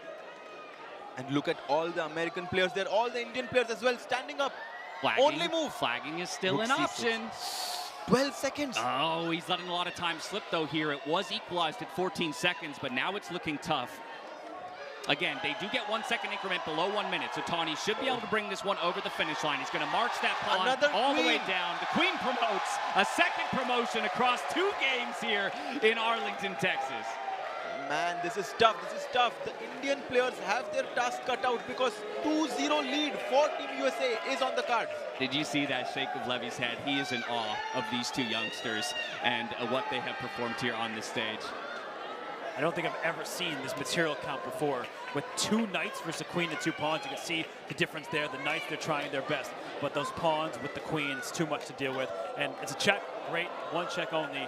But that knight is gone. The second knight will fall next. And this is a game that's going to be played at checkmate. But of course, the players know it's over, even with under 10 seconds per side. Still got to get it done, so you can see them blitzing out moves. We don't expect players at this level to make mistakes with only this material on the board. And you can see the smiles on their faces. You got to love it. Well, they're not used to playing this position out. You never Knight won. versus queen. And there's a 50-move rule in chess, right? The referee, maybe they'll be looking out for it because the players have so little time they can't keep count. But if the position, 50 moves are played without a capture or a pawn move, the game ends in a draw. Look at this, though, Tommy. Yeah. It's moving like clockwork. He's forcing his opponent all the way to the back rank. Delivers checkmate. Tani Talua Adewumi gets point number 2 for Team USA. What a game that was. Tani Adewumi. Remember that name. Seriously. I mean, we also have to give credit to Ethan. He was fighting so hard that he found his only moves, knight to f6. He was trying to put some pressure on Tani, but Tani in the end found really nice tactics to win the game. USA is now up 2-0. India is in serious danger in this match. They're gonna have to put together the reverse sweep. 3 in a row for India. For Team USA, they're feeling good, sitting pretty at 2-0, and it comes off the back end of Tani Talua Adewumi. And of course, we're gonna have a moment with him on stage. Jules is standing by. Let's take a look. Team USA.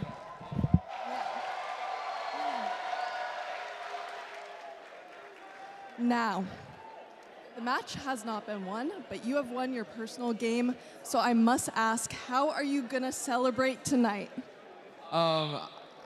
Maybe have a nice dinner or something, but I'm really happy that I won. And hopefully my team finishes the rest.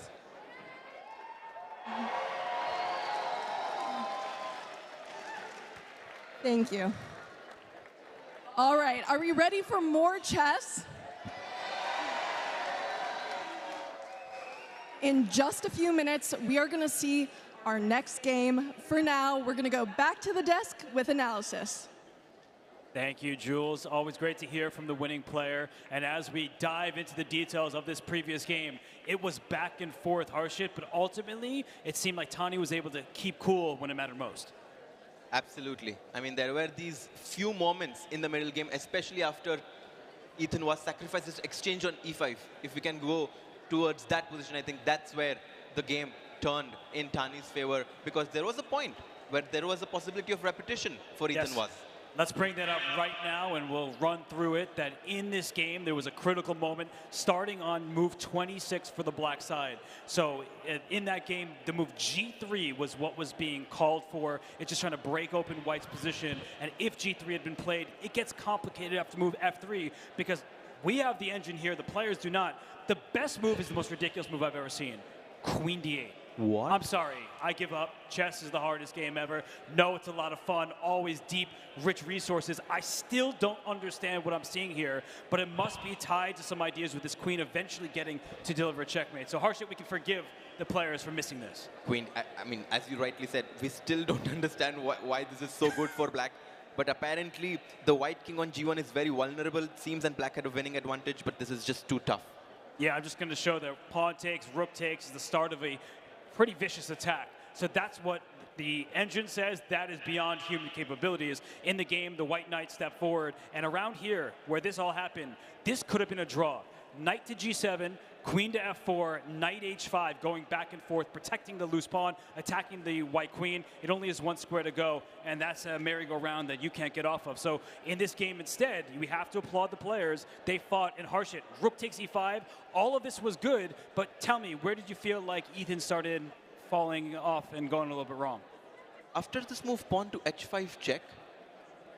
Okay, the check was given, and then the king went to F5. What do you think about just capturing the pawn on H5? Because in the end, that was the pawn which was also causing some trouble for black. So why could we just capture that pawn on h5 immediately?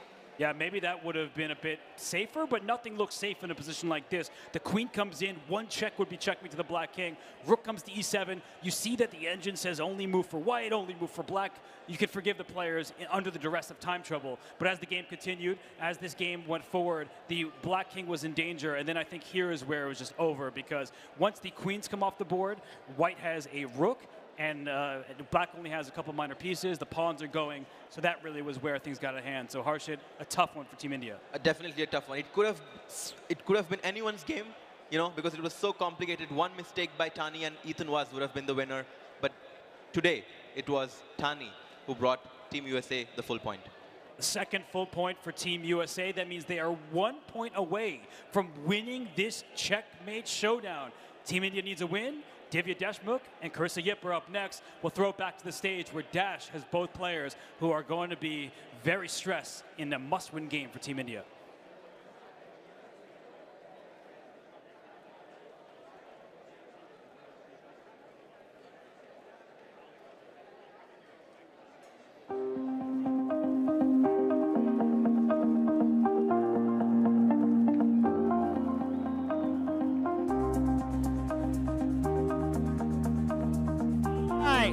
Tani Talua, Adewumi, and Ethan Vaz. Give it up for them one more time.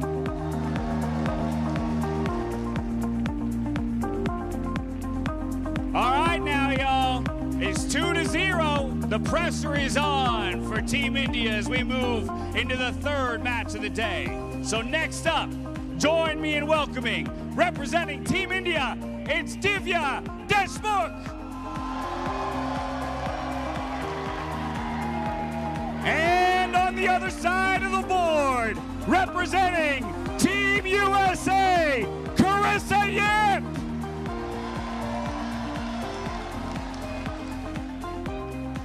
Alrighty, Divya, it's a difficult position to be in. A 2-0 scoreline at the moment, but the reverse sweep is still in play. So I'm turning to you. How confident are you that you can get that first point on the board for your team? I'm pretty good. Oh, come on. I know you a bit better than that. Tell me what you're really feeling about this matchup. It's quite an interesting situation. I haven't been in a must-win for a while, so yeah, I think I'm gonna be fine. Okay, she thinks she's gonna be fine. Carissa, you could end it all right here in terms of the overall series, a scoreline for Team USA. So are you feeling any added pressure being on the precipice of that? Do you feel like you've got the cushion? And what do you make of this matchup against Divya? Honestly, yeah, I'm feeling good. My teammates are amazing, obviously, and I have a lot of confidence for today. All right, well, you're trying to get it done on home soil for Team USA. We're trying to extend it over here for Divya. Give it up one more time, everybody. Divya Deshmukh, Carissa Yip. Best of luck to the both of you. Take your positions, and best of luck.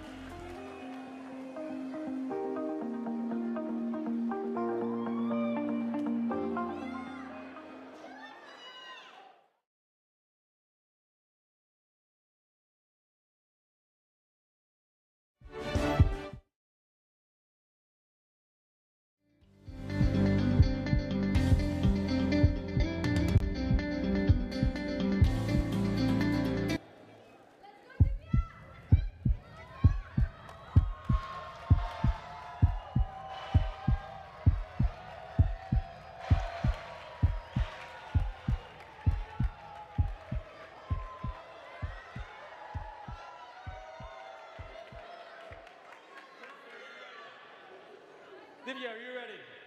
Start White's clock.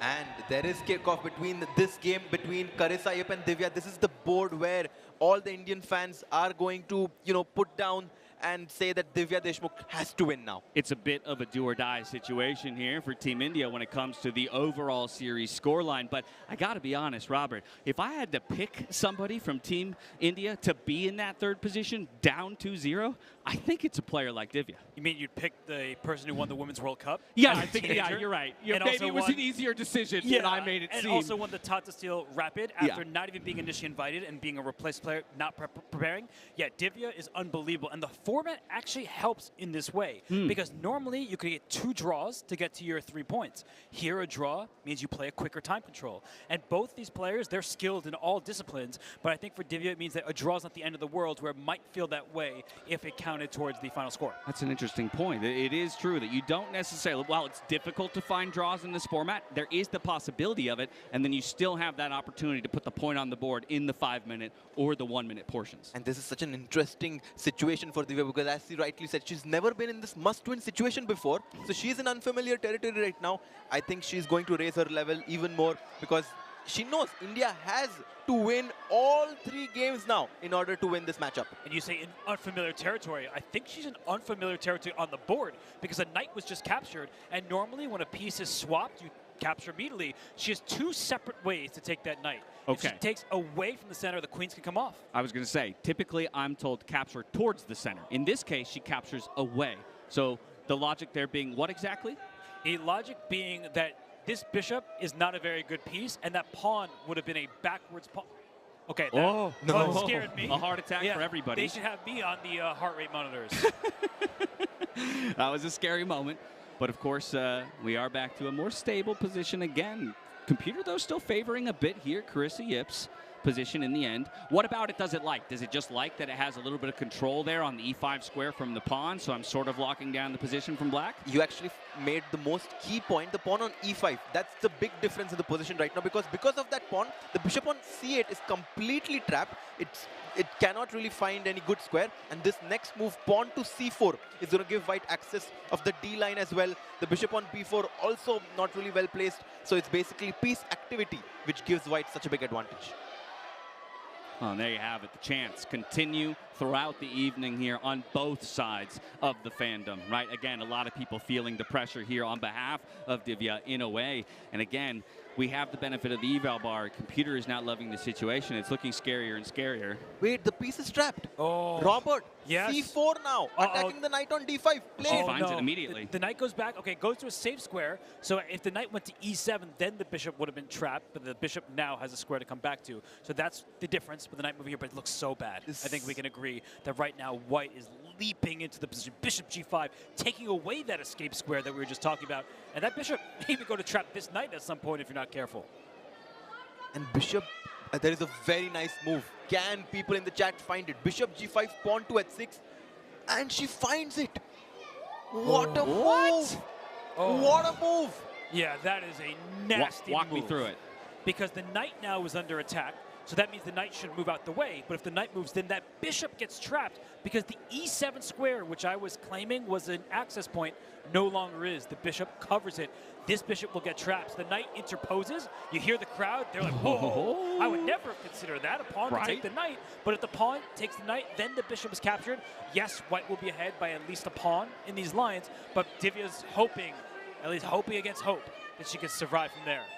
She takes the knight on d5. After you take my bishop on d8, pawn to d6. Again, you know, in all the 3 games so far, the white pawns have been marching so close to the final rank. It's crazy. I mean, we can see 3 promotions.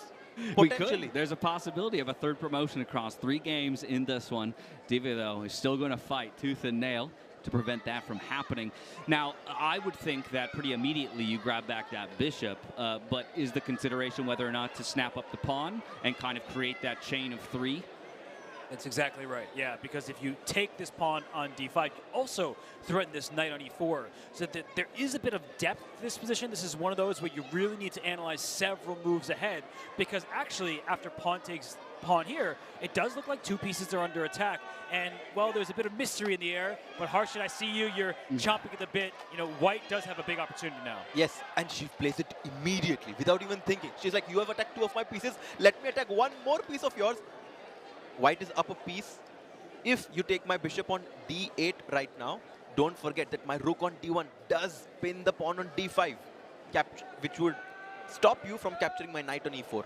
I think that's one of the things that always impresses me the most about high-level chess is the ability to stack and order threats in a way that, again, at a level like mine, you're looking, as soon as a threat is created, you want to either answer the threat, right? You know, you like trade off, answer the threat, and go back to 0 threats on the board. Here, it's threat answered with threat. And now it's about the calculation and the move orders of how you would take things. Yeah, you see some threats here from the white side. These are the threats. The bishop would take a pawn, the rook would take a pawn. Not serious. But from the black side, there's all sorts of pieces hanging in the air. But as Harshit pointed out, after pawn takes bishop, you cannot take that knight successfully because the rook was hanging. That's why Divya had to spend a turn. She's down a minor piece for just a single pawn. She's just down a piece for no compensation. I saw Carissa turning towards the audience there, giving a smirk. She knows she's winning. She knows if she wins this game, it's a clean sweep. There was swagger in that chair swivel, if I do dare to say so myself. She is, I think, maybe feeling a bit like she is on the precipice of locking it up in 3-0 fashion for Team USA here in the first ever checkmate event. And I think we hear people just rooting Divya on. They know that she's in trouble. They can count the pieces. And here the piece number does really matter. White has a knight and a bishop. Black only has 1 bishop and only 1 extra pawn for that lost piece. So people, they're rooting Divya on. There aren't that many pieces on the board. So that, in some ways, can say, okay, if my opponent blunders another pawn, I'll have a chance. But you can see Carissa playing. She's playing with purpose. She pushed her pawn forward, no back rank checkmates, brings her bishop into the game. The rooks could double at some point. All the right moves. This is not looking good. And also, just like in football, if there are 6 versus 5 players, that's usually a bigger advantage when there's 11 versus 10 players. So with less pieces on the board, sometimes the advantage can increase for the white pieces. Now you say that, but what's another thing we always talk about in traditional sport? The extra man, which is the audience behind you. And that's, again, I think an interesting thing for me about this event. How will they play a role in the results of the game? How have they already? I mean in terms of the energy that they're injecting their players with. You've got the hometown versus the away team, and we talk all the time about dealing with the environment, the noise, the pressure, those who are cheering, rooting against you and rooting for you, and will they be able to be the person who wills you across the finish line? Do you hear those oohs and ahs? Yeah, I mean, do. that is just, that's a beautiful move. Chef's kiss. Knight to e4 actually might be the kiss of death in this current game, because now it attacks a new pawn. Wait, what are you talking about? That knight is hanging, but just like Harshit mentioned earlier, for a second time, there is a pin that is being exploited, and that is just a beautiful choice from Carissa Yip. She asked herself what piece of mine was not doing anything. It was that knight on g3. She's maximizing the position of all her pieces. Divya Deshmukh hears the crowd shouting. She knows she's in a bad position.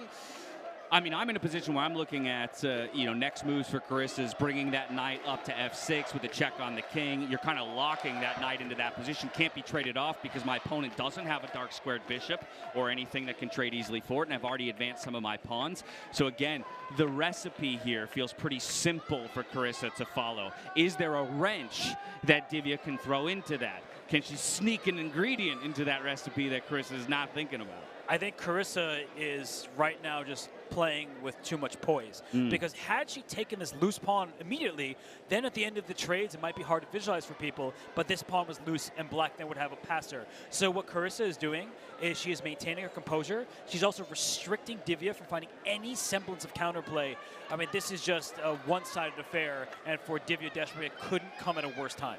Yeah, I mean, not only are these players playing for national pride, not only are they playing to learn them something by themselves, to improve for all the spectators here, there is also something tangible that they can win. Tag Heuer, one of the official sponsors, watch broadcasters of this event, is giving away a watch to every single player of the winning team. Yeah, and these are watches designed for this event, alongside the clock that they designed for this event. An incredible partner. We're lucky enough to sport some of those Tag Heuer watches on the broadcast today. What time is it? It's a good time here. It is a good time. It's a good time for Carissa Yip, I'll tell you that. She's looking at a possible Tag Heuer watch to bring home. Oh, she absolutely is. And Team India is watching their chances go out the window. And there's a lot of support. So many fans came here for Team India. They've been rooting them on each and every game. game, but there's not much to root at the moment. I know as commentators we want to liven up the game, but if we're just being honest, this is a demolition. This has been one-sided, and Divya did not play particularly well out of the opening, but Carissa has given her no chances thus far. Already with the pawn on e5, the knight on f6, I see mating patterns, Robert. I see mating patterns with the rook coming into g8. That would be checkmate. And the clock, to a degree, kind of tells that story, right? The fact that not even 3 minutes has left the clock of Carissa just tells me that there's really never been a point in this game where she's second-guessing the position or what her next move needs to be. Instead, the onus has been on Divya this entire time to find an answer, being immediately set on the back foot. And I think she just felt a ton of pressure because her previous two teammates lost their game. She knows that a loss is unacceptable, but you can't think about the result in chess. It's an objective game. And as soon as you start thinking about the result, you're not really playing chess anymore. You're playing, hope chess. I need to win chess. That can't happen. And for Divya, I mean, she would love to win this game. Look at that last move, pawn to a3. Wow. She's trying to throw a spanner in the works, and it is a confusing choice. I mean, whenever you're losing, you always want to change the character of the position. That's what I try to teach my students, that you always try to make it complicated. And I think a3 is making the position complicated, but Carissa showing so much experience, taking 30 seconds of her time and just chopping that pawn back on a3. I love that idea, though, changing the character of the board. It's a great word, and it's a good picture. Ultimately, because it is such a visual game, and I think when it comes to learning concepts, like that is a great way to, for myself now, to now think about the way I approach an endgame. Things aren't going well for me. Change the character of the game. Change the pace of the game. And sometimes it's not about the quantity of pawns, but the quality. And by giving away one pawn, you sprung free a lane. And that's like a block in the NFL, right? You just make sure that lane is open, and here the rook would be under attack. And that's exactly what's going on right now. And you see the red box, only one move, it is found. This bishop is defended enough times for the moment, and that's more pressure on this piece. But this is where, retreating moves come to mind. Bishop here, but Divya wants that move to happen, Harshit. I'm sure. I think Carissa is going to take her time right now, and she's just going to be ruthless and take that pawn on c3. It seems like I'm blundering my bishop on d5, but this recurring pin that has been happening on the d line is going to... Yes, she does it. She does it. And we're going to see all of those moves, and that's why Divya takes back with the rook on d5. Smart. Smart. The only chance to stay in this game. And you see now it's a bishop for black compared to a rook for white, but white also has two extra pawns, and that's really what tells the main story. Because if it was only bishop versus rook, there'd be good chances for Divya to hold, but that a pawn, just like in the previous game. So let's talk about outs. While I know there aren't many here for Divya in this situation, yes, we're playing through to checkmate in most situations, but there is still avenues to draws, technically. But are there avenues to draws with this game state is the next question. Honestly, Carissa is making chess look so easy right now. She has been playing phenomenally well. She gave no chances to Divya. And for everyone watching to understand, I mean, it's very difficult to do this, to outplay someone like Divya right from the opening and play so effortlessly. I don't see any chances for Divya as of right now to come back in this game. And you hear the fans, they're chanting on Team USA. They sense the end is near. I would say that maybe Divya will try to push a pawn here, try to create a weakness there. But what Chris has done is kept everything under control. You want pawn chains. This is what's going to happen. Just make sure that all your pawns are safe. And yeah, that's Connect 4. Different game, but still a winning idea. David Howell's favorite game, as I've become aware with my time next to him. He will declare any game won when 4 pawns have connected into the middle of the board. But it's the right moves to make, right? It's calm, steady play here from Carissa, getting those pieces into slightly improved position, getting the king to start marching down the board. Okay, the Connect 4 has been defeated. Maybe in a game of Connect 4, Divya has a chance, but in a game of chess, it's not looking good. You'd have to reverse their time situation because you see that Divya is under a minute, Carissa has more than 5. If those were reversed, then we'd say, wait, you have to find accurate continuations, but you don't have time to calculate. So here for Divya, she's doing all the right stuff. Honestly, wait a second, you do need to watch out. If that black rook gets behind the passer, it's not so easy to move. The black king is very active. Exactly what you want in an ending. Use the king as a weapon. Okay, I have a crazy idea. An illegal move. Illegal move? Can you sneak an illegal move in? That Carissa accepts. Just take off that white rook off the board? Well, or just position a piece in a way that, again, maybe Carissa goes, I think that's still good for me, right? Because now you're forcing your opponent to decide whether or not they want to hit the claim on the illegal move or let it go. I mean, and that just introduces a spanner into the works, as you say. That is true. That would create some serious confusion. But honestly, what she's doing without making illegal moves, all of these rational moves from the black side, she just gobbled up a pawn. You ask about counterplay, watch out. That could be a danger. This rook can slide back behind that passer, and if you put both your rooks in the line, bishops are good at skewering pieces like this. And the good news for Divya is that the promotion square for that A pawn is a light square. So at the very least, my bishop is still not fully out of the game in terms of its defensive prowess. That's a very good point. The bishop on e6 can control that a8 square, and she's just pushed the pawn, but rook behind the passed pawn, that's always a great square for the rook to be behind the passed pawn, and the h pawn is rolling. Oh my goodness, this is a serious game all of a sudden. Both players are trying to get their pawns rolling forward. White, Carissa Yip, trying to bring her king up their dash, but it's a mad dash. Both sides are trying to get those pawns to the other side. It's a race. It's a race. I do think White is a few steps ahead in this range. She gobbles up another pawn on f4. King c5. So what do I have to do? If I keep running my king, okay, we're gonna move the rook instead, because I'm thinking we don't want to undefend that pawn in the center of the board at the same time, but that king does need to get involved ultimately to get the pawn to the promotion square.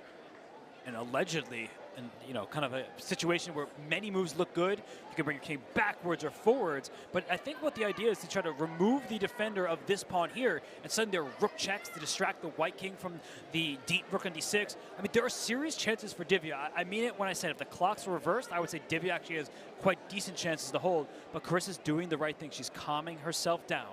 She has enough time to calculate this game through.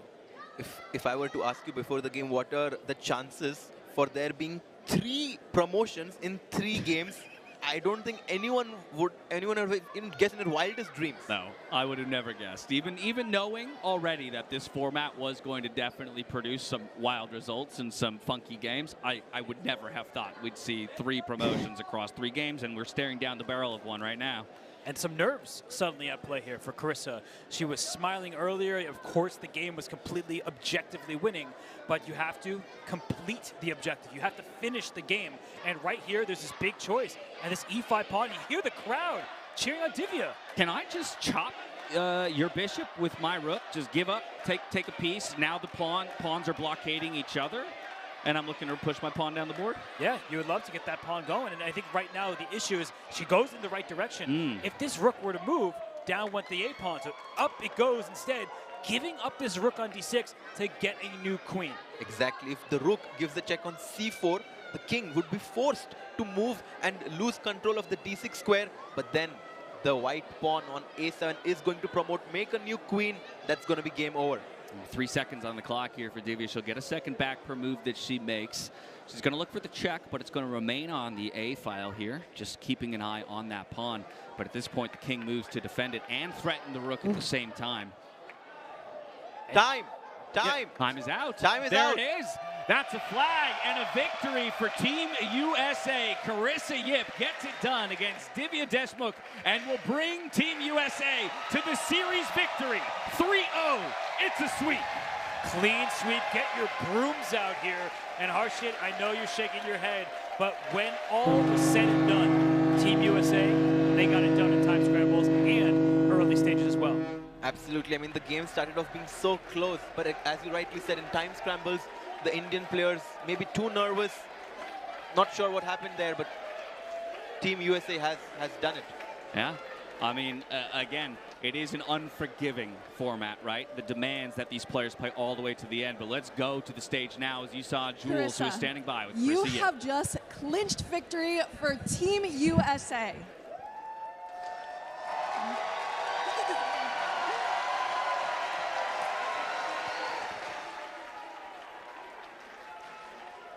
Now, I must ask, when did you know that you had secured victory? I thought it was pretty clean after Bishop d8, but things got a little bit messy there at the end. It was for the fans.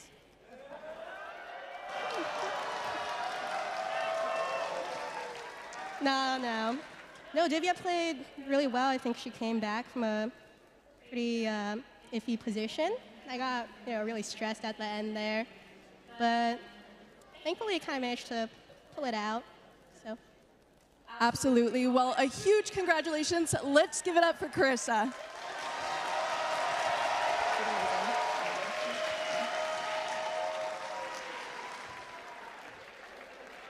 The match may have been clinched, but we still have two very exciting games to go. It's what we've been waiting for, so stay tuned with that. For now, we're going to go to the desk with analysis.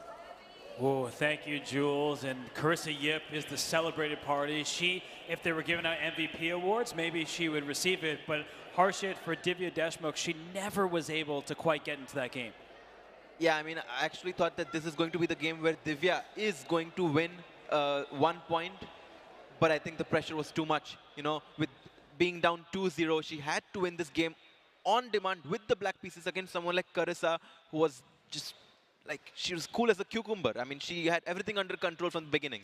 Yeah, she said it was a smooth effort after a certain point, but let's bring up the chessboard and show where Divya paused. When her knight was captured, she didn't know exactly how to capture back. She wasn't certain, but as we look at the analysis, we can see that things started to unravel very early in this game. So as we bring it up, we'll show everybody how things went wrong for Divya Deshmukh. She decided to take away from the center, and once the queens got traded, Harsha, she couldn't protect her weak squares. Exactly. And also, I think for the match situation where you have to win with the black pieces, I think it would have been a better practical decision to take on c6 back with the b pawn, keeping the queens on the board, keeping the complications alive.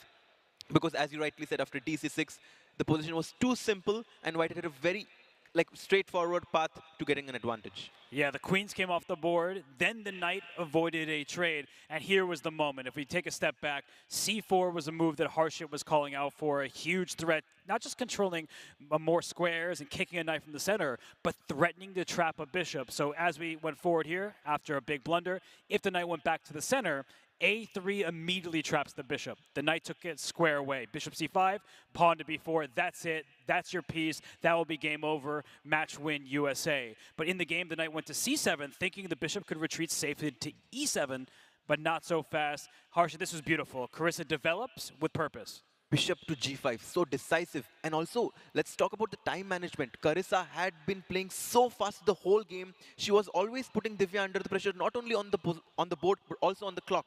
Bishop to g5, and after h6, this is my favorite move. I think this is, for sure, the move of the game. After pawn to h6. You don't get a queen for getting your bishop to the other side, but maybe you should. I mean, this move, bishop to d8, threatened the knight on c7. As all those arrows were showing, the bishop no longer can retreat to that one safe square, and that's why Divya tried to take matters into her own hands. It was a really tough moment here. I mean, if she tried to bring her knight over to the rim, then the bishop gets trapped in the same exact manner with pawn to b4. And yeah, the bishop can slide out the way and attack the white bishop, but a very simple retreat, and Harsha, that's all that was going to take. Exactly. And I think after bishop to d8, I think that key move gave Carissa the full point. Yeah, and just to show what happened, the knight sacrificed itself, and here the pawn was captured, and this is just a wonderful move, a3, and the whole point, everyone, is that you can only take one white minor piece, and the black bishop is still trapped. So in the game, the bishop was captured, pawn takes, and no, this knight should not be captured, because rook takes, rook is free, and then white is up too much material. So Harshit, there was just no chance after this point. No chance after this point. Carissa Yip wins the match for Team USA 3-0 against India. But still, there are two brownie points to play for, and those are two big brownies because we have Sagar playing against Levi Rosman, and also the match that we are all waiting for, Hikaru Nakamura taking on the world champion Gukesh. So stay tuned. We'll take a short break and be right back. Yeah, we'll be back in 15 minutes, everybody. Enjoy the Dippin' Dots. Enjoy the smoothies. Have a good time if you're here in the arena. And if you're at home, do not miss Gotham Chess versus Mr. Chess-Based India himself and the world champion against the world number 2. That's Gukesh against Hikaru Nakamura. We'll be back in 15, everyone.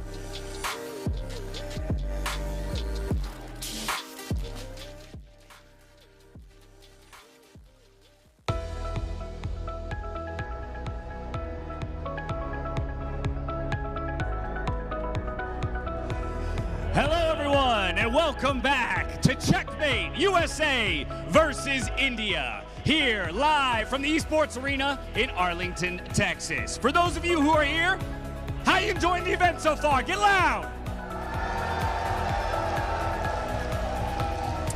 All right, well, I got good news for those of you here who have been having a blast all night. For those of you at home who are equally enjoying the event, the organizer of this event intends for this format to be recurring, and I'm happy to announce that the intention is for this to develop into a fully nationalized league, the National Chess League, Eastern, Western conferences, and seeing matches like this in front of live crowds like you on the regular. Is that something you're excited about? And I'd say rightfully so, because so far these players have delivered every step of the way. And while, of course, the series has been decided in 3-0 fashion, with Team USA taking it fairly dominantly, we still have 2 more matches to go. And there is plenty on the line for the remaining players when it comes to personal and national pride. So now, to our penultimate match of the evening, please join me in welcoming Sagar Shah from Team India and Levi Rosman from Team USA.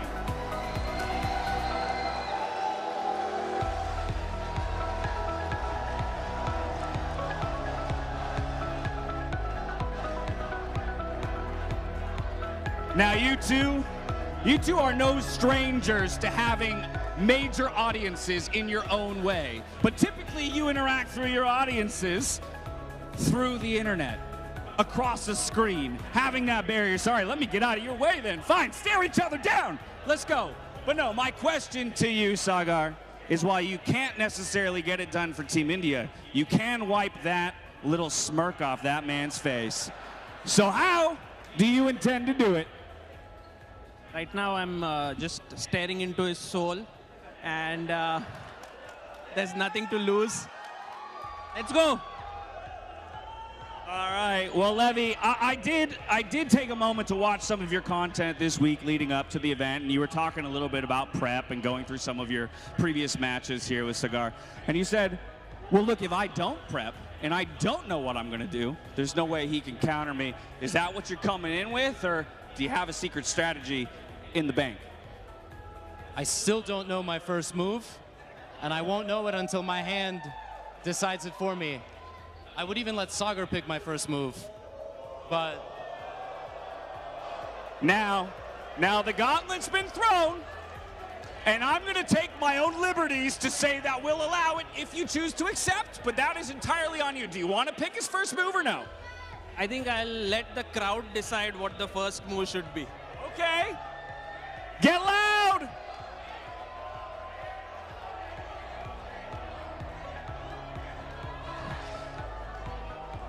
Are you hearing one move above the rest? I do. I think you will be entertained, and also you all look great tonight. Thank you for all your support, and... All right, y'all. 2 of the most known figures in the chess world, Sagar Shah and Levi Rosman. Gentlemen, take your positions, and best of luck!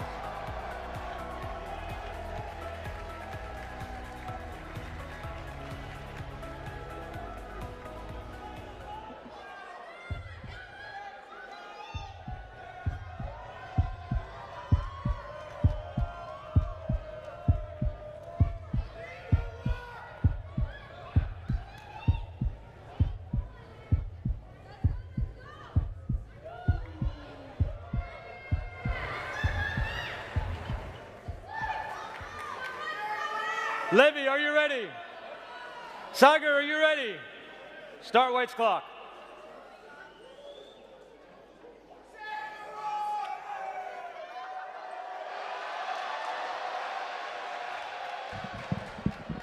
And the most exciting game of this, one of the most exciting, has started. And the first move, bird's opening, pawn to f4.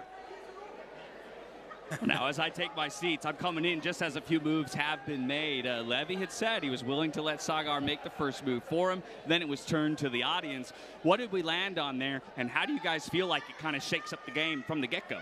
For Levy, he played F4, and maybe it's because there's going to be a new Gotham course and obscure openings. Typically not recommended, because anytime you push a pawn near your king, it opens up diagonals. So this diagonal here is exposed. That's the golden pawn in chess. F2 and F7 here, because it keeps the king safe. Yeah, pawn to F4, it opens the door.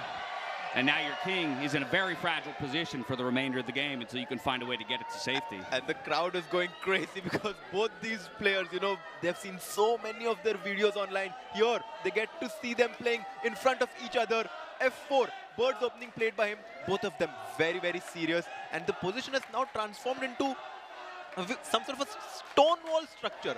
Robert, have you heard of this term, stone wall? You know, it's funny because I was not expecting this from Levy. And maybe it's because USA's won the match that he feels like he can get away with anything. But I do think that Levy cares. And I really think he wants to show Sagar who's the boss in the YouTube world. No, I think absolutely both of these players care deeply about getting the victory for their team, especially in a brand new event, brand new structure, brand new format.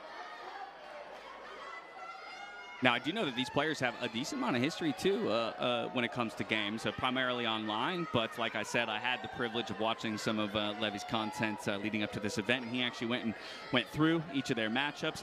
It's good to see him be so critical of the mistakes that he made in those matchups. But my curiosity is always, you know, how much are these guys, how much do you as chess players typically remember and bring into repeat matchups against opponents in terms of styles, tendencies, maybe again weaknesses that I can attack? You know, like, how do you build that in your brain when maybe you've played 4 times, but it's been over the course of 6 years? Yeah, sometimes you actually have to throw the history out the window, because even if you've won all 4 games, you're a new player. And I think players change with the seasons. It's not like, you know, some players, I have to say, do play the same opening over and over again because they've studied it so in depth. Others, they're moving targets. Today, you're going to get E4 in the first move. Tomorrow, D4. And guess what happens next? Nobody knows, including, as Levy said, himself. So, Harshit, I mean, you want to be a moving target at this high level. Absolutely. And he goes for this move, pawn to F4, completely unpredicted. And now, 10 moves later in the game, he seems to have a good position from the opening. Which just goes to tell you that sometimes, if you know where the pieces belong, no matter what first move you make, you can still get good position. Yeah, and by the same token, opponent makes an improper or, you know, maybe not the best opening move. You have to know how to punish it, right?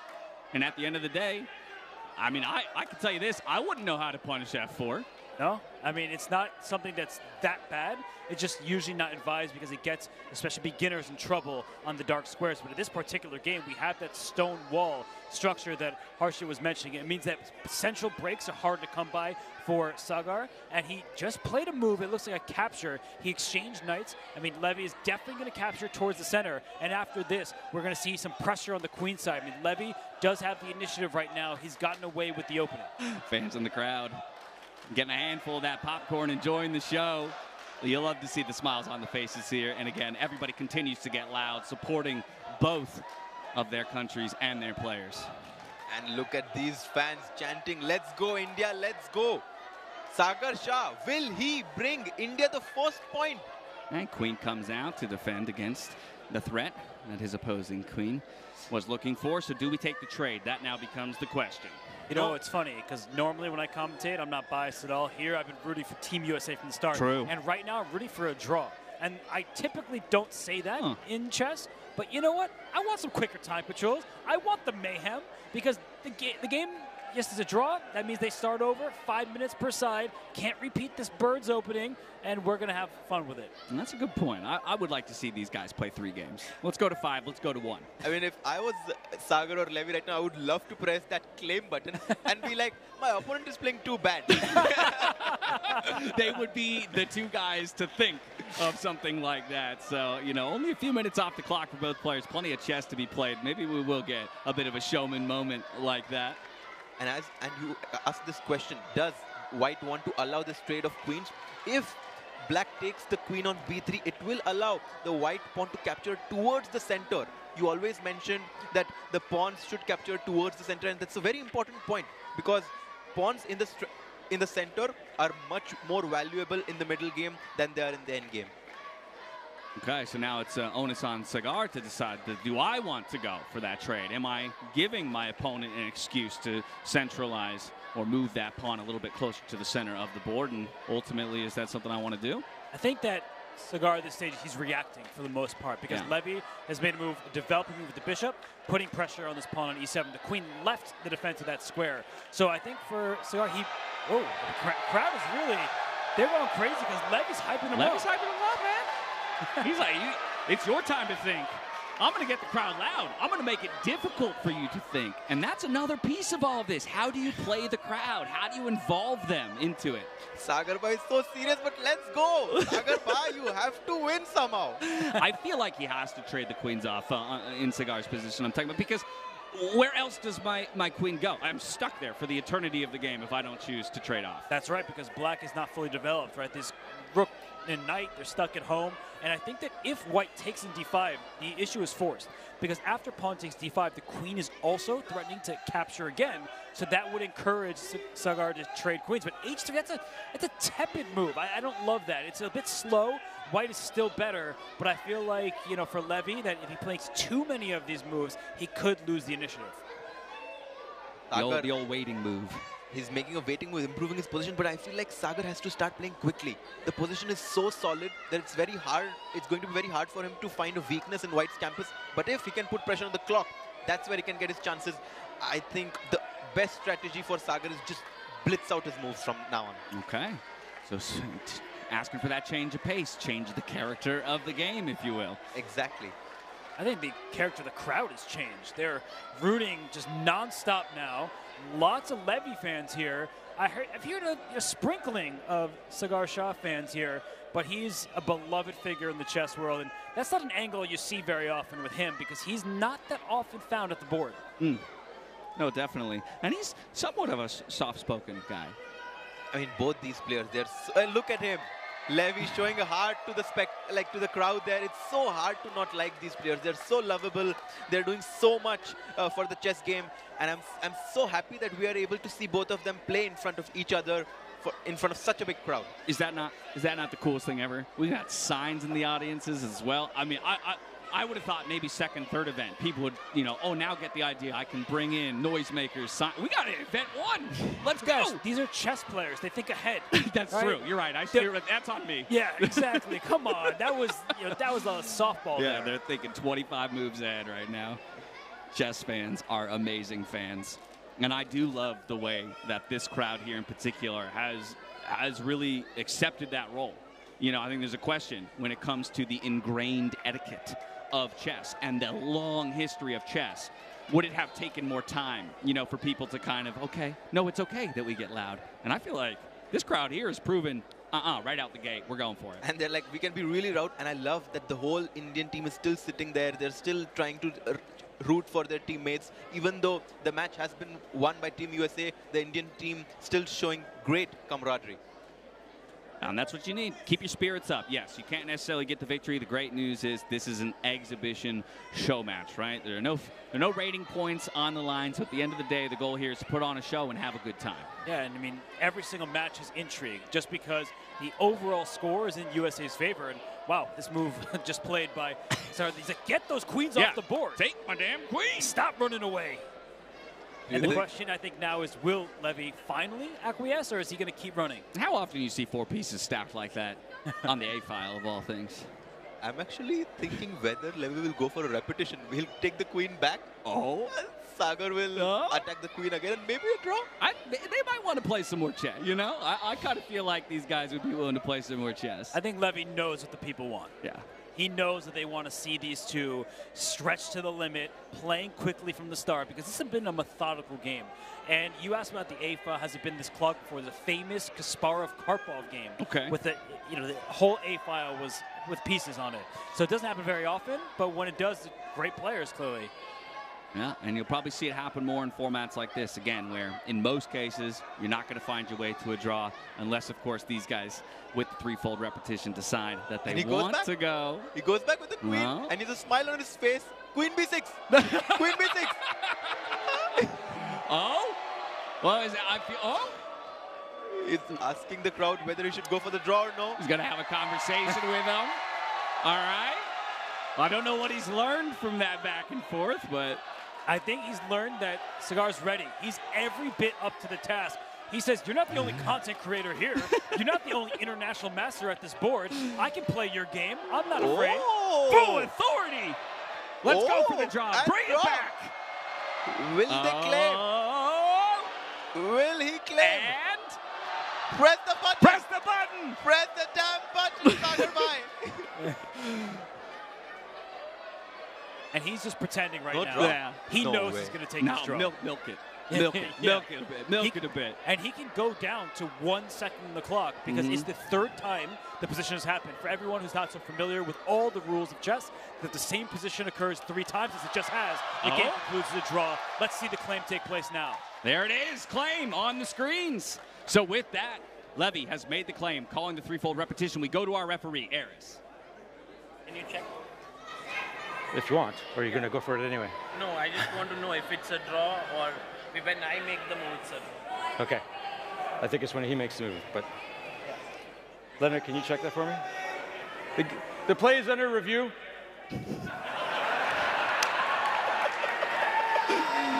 Oh, that is brilliant.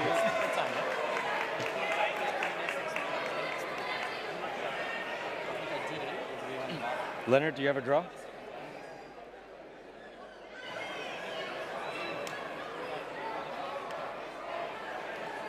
Okay. I got it. Thank you. We have a draw. Next game, 5 minutes. Draw. And there you have it. The claim has been made. The referee has laid his decree. It is officially a draw. I wonder if some of the fans are not aware that they're about to reset the pieces and go again, because I hear some booing, which is a bit surprising. You know, maybe some people just wanted Levy to throw the hammer down or something like that. You know, this is the idea of sport. Some people aren't going to like the play that you make, but the reality is 5 minutes now, and our first opportunity for competitors to go back to the huddle and have a discussion. What do I do now? And a reminder, you can't play the same first move. Now it might be a benefit that Levy started with F4 of all things, because great, I don't have to play that again. I don't have to play that again. Actually, Levy managed to get a great position from the opening. So I think Sagar should be happy that he escaped with a draw. Now, with 5 minutes on the clock, both players are really need to speed up. And I think it's all going to come down to who's going to be the faster player. Yeah, talk to me about that switch of gears. That's a difficult thing to do, to from the outset, reorient yourself to having half the amount of time. It's difficult, and it happens all the time. I mean, Fabiano Caruana just won the Grand Chess Tour, and he was going from rapid to blitz. And for Levy and Sagar right now, they need to move more quickly in the opening. They were very methodical in this game. They were both fine. They were kind of, lulling the crowd and us to be certain, that they would be okay with the draw. But I don't think they want to play bullet chess. I think that's a little bit too extreme for them both. Okay, so just the one. Now somebody's got to find a victory. If you are on the side of Team India, that's a difficult huddle to necessarily hold because you don't know what the first move will be. So if I were to put you in that huddle and you had a moment with Sagar to lend him some advice, what would you be calling out? Is there something you noticed in Levy's play? Is there just a different way that he should approach it from his own perspective? I think I would definitely not give him chess advice. I think I would give him psychological advice. I think I would just tell him that you got it, believe in yourself. You just have to play quickly. You're doing great, and just go out there and do what you do best. Okay, now on the flip side, Levy, he gets the white pieces. I'm circling up with the likes of, Hikaru, of Fabiano Caruana. Try and insert yourself into that huddle right now. What's the kind of coaching that he's receiving about how he can put the hammer down and keep that clean sweep rolling here for Stop Team fooling USA? around. Stop play fooling normal around. chess and play it quickly. Okay, so by all accounts, I think for both of you, it's less about the technicalities of the chess. It's more about the mindset of the players coming in. Eris, our referee, has given the okay for the game to start. Levy back on the white side of the board as he is the home player in this matchup. And away we go into a 5-5 time control. E4, E5, we're actually getting very principled chess from both the players. Yeah, now that I said that they should play normal chess, I wish they went for something a little bit more random. But we do have what's called the Scotch game played pawn to d4. And after the swap of pieces, we can see that there are some threats, right? That knight can be captured. Both knights are staring at each other. But for the time being, everything is well defended. Sagar is taking his time on the third move, which shows that he has not predicted this, he was not anticipating it, and Levy's like, yep, I made a good choice in the opening. Bishop to b4 check. Good choice from Sagar. It's not the most common line. It's becoming increasingly popular. You see him laughing. He's like, you don't know this, buddy. Well, and really, there's three ways to respond to this, right? The knight can come out and block, the pawn can move forward, or the bishop can come out and block as well, right? Offering the trade. Yeah, and even the bishop here is available. It looks like a rough move because the knight would have been hanging, but it actually tactically was sound. It's a good call dash. And that bishop, it says, all right, you attack me, I'll move back. I think that Levy should continue with his normal development, but I feel like Sagar actually knows more than he initially let off. I mean, if you think about it, he allowed this move pawn to c3 for free for white, but now the point is that the white knight on b1 does no longer have the square on c3 to jump to. That's a good point. It's going to be more difficult to develop that knight or take more time to get it to a square that feels impactful and useful. But that is 3 bishop moves in a row there for Sagar Shah. And typically, again, at my level of play, when I'm looking at getting better, it's an often repeated thing. Early in the game, development is more important, and what hinders that is having to move the same piece multiple times. I've effectively given you 3 moves to develop, and even still, only 2 of my minor pieces are out on the board. When you have millions of subscribers on YouTube, you can get away with breaking whatever principles. you want. That's actually what they say. It's not, learn enough and then you can get rid of them. It's just get all those YouTube subscribers. But in all seriousness, what Harshit said was a really good point. He provoked this move c2 to c3 to take away that knight's access, so white cannot as easily develop.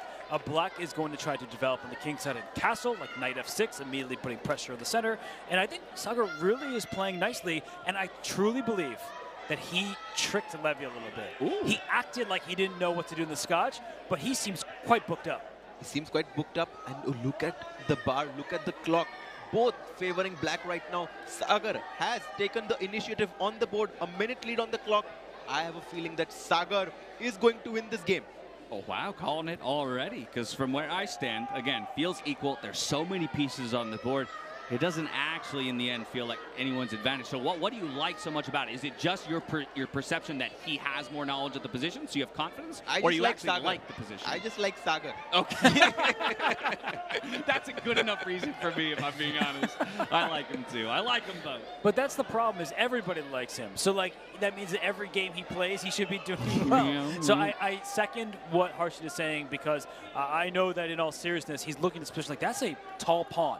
That bishop on f3, it's defending, it's not aggressive. Bishops love open space and open diagonals. And for Sagar, he can go right after that bishop. But we keep talking about the bishop pair, the 2 bishops advantage. He can get that right now. And would you be considering this move pawn to d5 as black just breaking in the center, trying to open up that bishop on c8? Do you think, Robert, Sagar is considering this move right now, pawn to d5?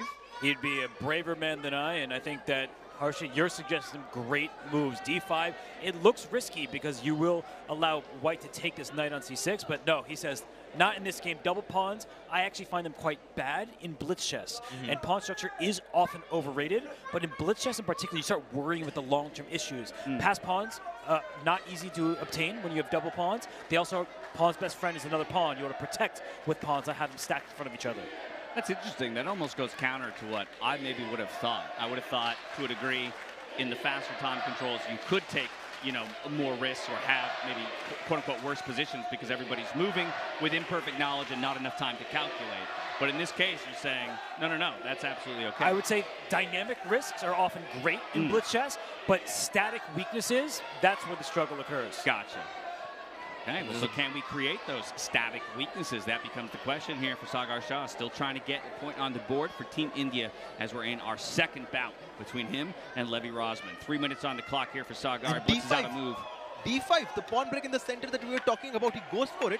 And he also always has the ability to take that, chop that bishop on f3 when he wants, getting that strategic advantage of bishop pair. Is that starting to feel like the face of regret there on Levy? Time is starting to slip away. Almost half of a bank to deal with of his opponent. And you can kind of see it. I don't know if I'm in a comfortable position anymore. Yeah, it's all funny when you're riling the audience up, but the jokes are gone. Sagar is like, I'm going to take you down. And look at this. First the D pawn, now the C pawn, attacking a knight in the center. And white center is on the verge of collapsing if he's not careful. It's all about who gets the last laugh. Sagar very serious right now. Look at the focus. Look at that intensity with which he's calculating in this position. The time. The time is going to become an issue here for Levy now. Again, just a quick reminder for everybody, once they dip below 1 minute, you will get 1 second increment per move that you make, up until the point where you go back over a minute. But that is going to give Levy at least something to fall back on in terms of not losing too much on time. Still It's an a new opportunity feature. to be flagged, though. That's not what you see in everyday tournaments. The ability to give increment only once someone is below a certain time quantity. That's an awesome addition to this event. And that's thanks to Tag Heuer, one of our incredible partners who had to develop that new clock and timepiece in order to effectively deliver us a tournament like this. Absolutely. Look at the position now. The 2 knights on D2 and C2. It's been a long time since I've seen 2 knights next to each other on D2 and C2.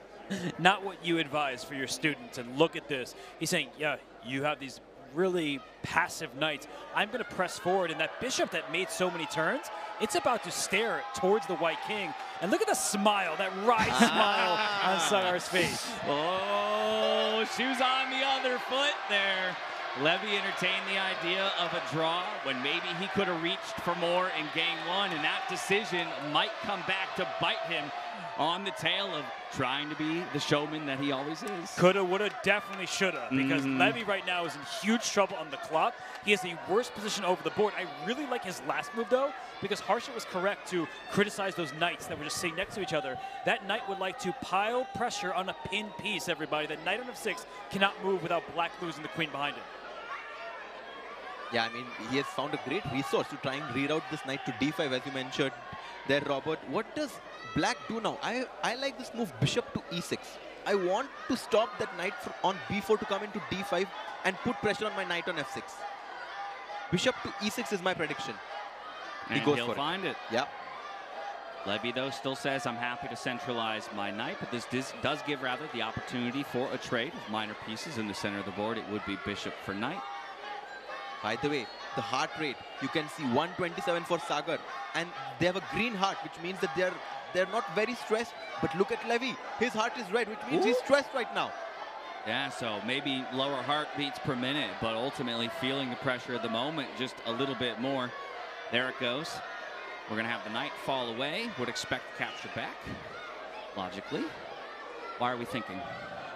It's a good question, whether to take the knight on F6 first or take the bishop right away. He takes the bishop, and now for Sagar, he's got a number of options. This pin is really annoying. I would try to break the pin either by pushing my pawn to attack the bishop or bring my queen up. Either way, this pawn on D5, it's worse than its counterpart on D4. Guys, it's bullet chess now. Let's go. That's right. Just dipping under a minute himself here, Sagar. So each will get a second back per move that they make. But the red is on the clock, and that's when you might see the heart rates change. And things are going to start to pick up pace. And there was a bit of emphasis with that capture. Sagar took the bishop, and he kind of screwed that knight in there. And here goes the D5 pawn. So right now, black is up a pawn. But look at the shattered king side, the weak squares. Right in front of double pawns is a square that white can take. At one point, there was a minute-and-a-half advantage all the way over in Sagar's camp. Now it's only down to about 15 seconds between them. So things are getting a little bit tighter. And ultimately, Levy is still fighting. He's fighting, but he has 20 seconds on his clock right now. 20 seconds on his clock. He goes queen to B5. He's trying to remaneuver the queen to the king side, to the H5 square right now. And look at both of them. They're nervous. I can sense it. Yeah, their entire body language has changed. They're no longer making any references to the crowd. But we could see a repetition again, and the crowd wants it, I think. If the queen goes back and forth, we may get to a shootout. Oh, no. No. Okay. Sagar refuses. He says, no, I have a win here. I can find it. I can find it. That's his hope. 20 seconds each. Queen B5. Pawn to D3. No, he goes queen to C6. I think there's nerves here. And look at the queen. It swings over. If the knight can join the party, the black king's in danger. There is one check and one check away, but the black rook now is an open file to attack with. Yeah, that's a grimace. Levy doesn't love his position right now, but he's still going to fight. Down below 10 seconds is he. Only 7 to work with. Back over to Sagar here. How can he put the finishing touches on this game? And you see Sagar tap the table a little bit. He's really nervous. Capture. Oh. What's going on? The pieces are flying. Okay, a bit of chaos on the board. Wait, F6 was hanging. The pawn was hanging, but no time. It was missed. No time to find it. And it's hanging again. Pieces are flying off the board. Too much pressure. But both sides are in a tough spot because both kings are in danger. And we're in flagging territory. We've already seen one game decided by a flag. Wait. What? Give him 15 seconds extra. The ref. The ref has stepped White's in. next, 15 seconds awarded Which to move? Okay. Levy, likely because of that Start mix-up black, of pieces. Yep. It ate into Levy's time. That is a part of the rule set here. The referee has the ability to give 15 seconds to a player if their time was chewed into due to the play of another person. So Sagar here now with only 1 second to go. He's got to make a move, and he does. All the pieces drop, and Levy's completely winning. And Levy's winning. Oh, my goodness. It's over. In the end, the Really? finish comes through. Time. Wow. What a game. Time in the end will be the decider. Levy Rosman. They brought us to a second game. It was 5-5. What a show by the two of them. But USA moves up to 4-0. Man, as bad as I feel for Team India right now, I have to give credit to both the players. What an exciting match. What a show that both these players put on. I think we will soon go to Jules, who will be asking a question to Levy right now on stage. Yeah, the guys are being kind and resetting the board for the fifth and final match between two players who need no introduction. And as soon as we can, we'll get to that stage. We'll hear from Jules and Levy Rosman himself on what it means to take a victory here. As I mean, that's got to be one of the biggest over-the-board matches that these guys have played. Maybe, again, not for rating and for their own, but for the fact that they're doing it in front of the crowd at an event like this and alongside their teammates. That's massive. All right, they're taking positions. Let's head to stage. Let's hear from Levy. Be here. Congratulations on winning. Oh.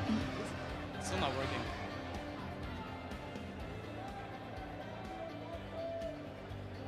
Yeah, mic's not on.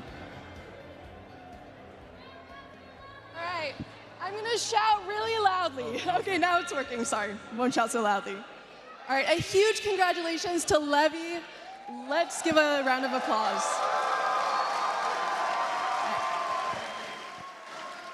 So Levy, that first game, the way you were playing to the crowd, you're basically the Justin Bieber of chess.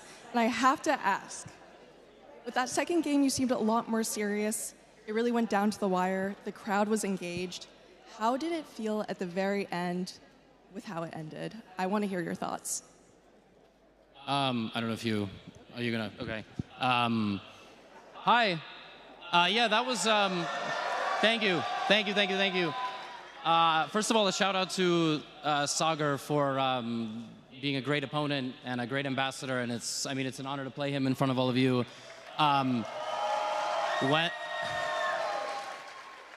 When I saw the match order, I was really worried we would be the championship game, and I was like really stressed, and I had no idea what to expect. And I mean, it was a good start for us, so I knew more than anything, like we needed to keep the energy high, you know, keep the hype going, and I figured what better way to do that than, you know, play some more games. So we repeated in the first game, and then, yeah, the second game was exactly what we want to see, which is chaos, nonsense, and I would have loved to play him also in Bullet, but that's how it went. Absolutely. Well, let's give it up for Levy. An amazing match, giving us all the entertainment. Thank you so much and congratulations. Thank you. Now, we have our last game. It's going to be incredibly exciting. While we wait for that, we're going to go to the desk. Thank you, Jules. Great to hear from Levy, who did win that game against Sagar, but that was quite a back-and-forth battle. In the first game that ended in a draw, Levy was better before they put a bit of showmanship for everybody. And that second game, it seemed like Sagar had the upper hand for a while. Yeah, I mean, at some point, I think there was a repetition that he could make, but Sagar's like, no, I want to win this game right here, right now. But then when it went down to the time scramble, the experience that Levy has in these shorter time formats came into use. He was clutch there, having some last-minute tricks. Sagar made a big blunder. Levy, very nice win. Let's do our best impression of Levy and Sagar and dive into the game. Let's analyze what went wrong for Sagar and what went right for Levy, because for a while in this position, it felt like Black should be on the better side. This pawn on d5 is weaker than Black's pawn on d4, but this is the first moment you really didn't like from Sagar. Absolutely. I think that here, he should have just played this move pawn to h6. And after bishop takes f6, queen takes f6, the bishop on b6 is going to be a monster whenever the pawn on d4 moves. And I think that this would have given Sagar a risk-free advantage.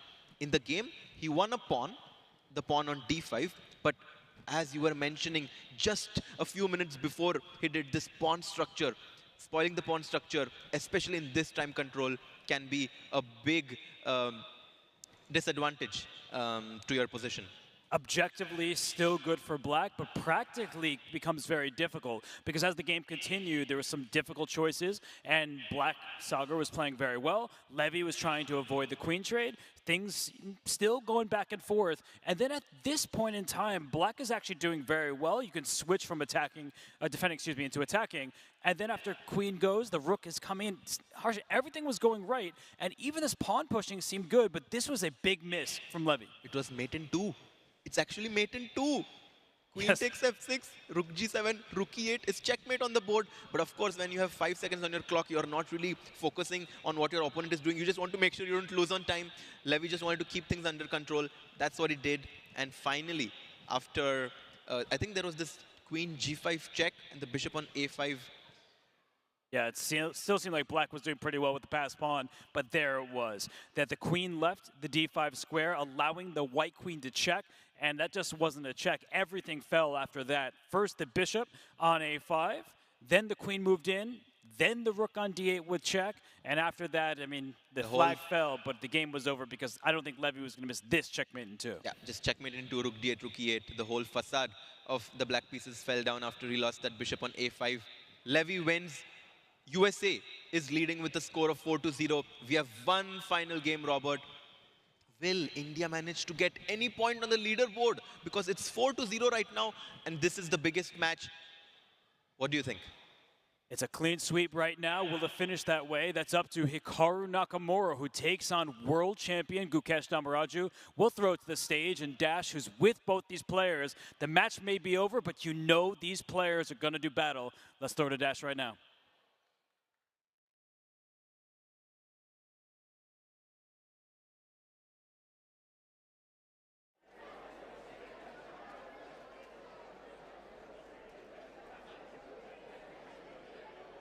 Arlington, we've got one more matchup. And it's a big one. It's a big one. Now our final match of the evening is two competitors who, in all honesty, they need no introduction. But an introduction they will get. Captains of both of their respective teams. For Team India, it's world champion Gukesh Damaraju. And leading Team USA, it's world number 2, Hikaru Nakamura.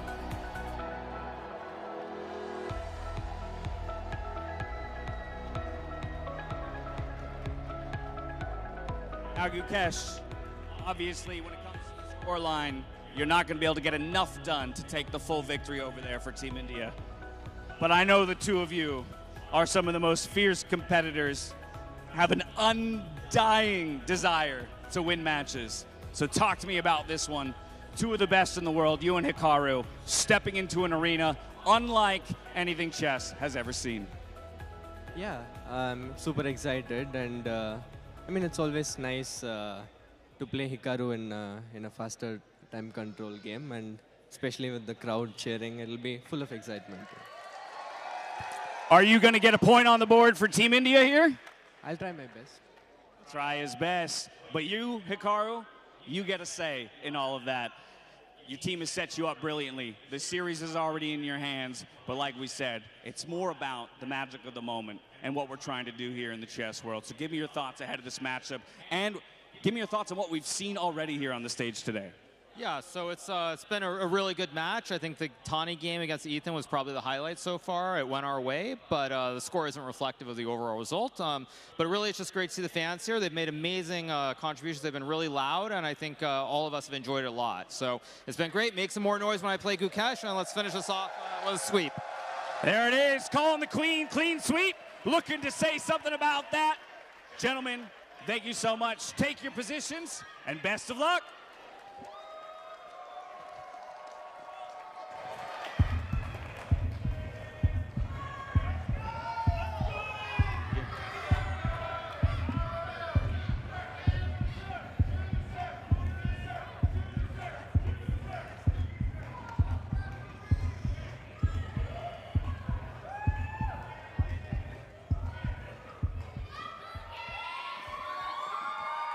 Hikaru, are you ready? Gukesh, are you ready? Start White's clock.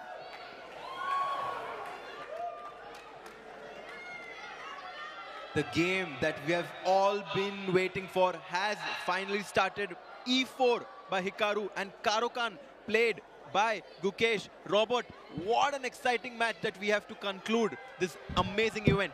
And you saw a smile from Hikaru because the Karokan is a weapon that Gukesh often deploys. But in this match, maybe he was expecting something different. But I mentioned this earlier. Hikaru Nakamura, likely in the candidates. The winner of that tournament plays the World Championship match against none other than Gukesh Damaraju. So this could be a potential statement game for Hikaru as these two play each other more and more. I mean, without a doubt. You did hear, though, from Gukesh on stage there. He's excited to play Hikaru in the faster time controls. Again, I think maybe something that's over-talked about to a degree when it comes to Gukesh is trepidation around his ability in the shorter time controls as compared to classical. I think to a degree sometimes it's overblown when people play down his ability in the faster time controls. But what do you think, Harjit? I mean, he's the world champion. Exactly. I mean, he's the world champion.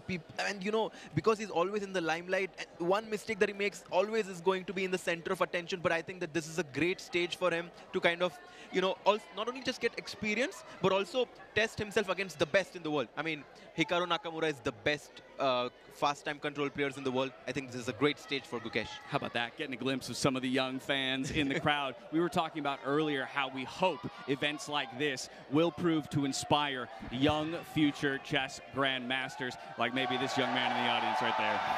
Well, the crowd is roaring after that statement. I think there's a lot of future grandmasters by the sound of it. But in this game, we've seen a series of trades. The dark square bishops are gone, and Hikaru, oh, look at that. There they go, the lip pout. I don't know what he's thinking here, but he thinks that something went wrong for Gukesh. I have a feeling that after knight to g6, this move knight to g5 should be very strong, threatening queen to h5 and potential attack on the black king. And I think that's why Hikaru was a bit surprised by black's last move, knight to g6. Okay, so if that's my expectation, then already I'm thinking about Gukesh's, you know, ability to respond to that. Let's say that the knight does jump forward. How do I start to defend against the checkmating threats that come in? There are going to be so many of them, and I think that's why Hikaru is sitting and thinking right now. It's a great moment because he could play knight g5 right away, or he could saddle black with these double pawns and later bring his knight forward. He can actually play this positionally if he wants, and Hikaru has become an increasingly positional player in classical chess, but not here. He loves the dynamism with the quicker time controls. A move that would have never been on my radar in a million years. Exactly. We were also focused on the king side, on the right side of the board, but pawn to c4, trying to get some pressure in the center of the board. He's trying to play on both sides of the board. I mean, Hikaru has a lot of experience in these shorter time formats, so I think we're definitely learning something new. Learning something new. We're learning that fans love to get loud at chess events, I'll tell you that much. They certainly do. They've been yelling. They've been having a grand old time. And the players, they're enjoying every moment of it. At least I should say Team USA is, because they're up 4-0. And you know Hikaru wants to end this match 5-0. He does not want to give India a single point. No, Hikaru is not the kind of guy who would be happy getting the series win while being the only person on his team to drop a game. I do think that would be really nice for the Indian team to win this match because, you know, as Hikaru said, the score does not reflect how close this match has been. And I do think that having just 1 point would be amazing. To win the last game would definitely give Indian team motivation to do well for their revenge that might potentially happen very soon. Absolutely, agreed. We should also recognize just the fact that, you know, the Team USA has had the advantage of being on the white side of every single game. They are the home team to the away, and so in the next version of this event, where both of these teams are playing again, and Team India is the home team, they will also get the white side. So, you know, a small advantage as to be considered at the beginning of every game. And maybe that's, you know, one thing to be thinking about when it comes to referencing, you know, the closeness of the actual games. Exactly. I mean, even if you talk about the position right now, it's so close. I mean, Robert, what do you think? The queen goes to b8, the black bishop is on d7, but it does not. I mean, d5. Wait a second. Wait a second. Whoa. Is Hikaru doing a series of trades to get us to an even position so we can get down to 5-minute chess? Is he doing this for the fans? He very well might be. Bishop e6, a move which looks very tempting, would be instantly met by a sacrifice. Rook takes e6. Cannot do that. Cannot allow that. The Black King would lack defenders there, and that would be devastating for Gukesh. So he's probably going to defend that bishop. I mean, he could also bring his bishop out to attack this knight and try to initiate some trades. Otherwise, he can protect it and also open up some attacks against the White Queen. It would be interesting, Hikaru kind of winding this one to a draw. I mean, he should only feel more and more confident as the time controls get quicker. He is one of the best speed chess players in the world. I mean, there is so much noise, but these two players, they're able to, you know, just completely focus, just zone in right now. It's not easy. It's not easy to not affect so much noise and make, I mean, because we've seen some of the younger players, they maybe perhaps were not able to handle so much pressure, but I can clearly see that Gukesh and Hikaru are able to zone out very well. And I love this move from Gukesh. He brings his bishop out first, and why that's so critical is if Hikaru had a free turn, he would have brought his own queen over and tried to deliver a checkmate with knight and queen. So this move, bishop to g4, attacks that knight right away and says, I'm happy to trade your potentially aggressive piece. I need to get that off the board because the Black King does not have many defenders. So the fewer the attackers, the better for Gukesh. Bishop to g4. I mean, knight to d6, a move which looks tempting, would be a mistake, but he goes knight to e5, trading more pieces. Are we going to a shorter time format? Are we going into overtime? Looking for the trade of knights here at the center of the board. If it comes through, Hikaru has, I guess, the option of recapturing with the knight or the queen. It's e5. I think he'll take back on e5 with the knight, hitting the bishop on g4. Then the queen.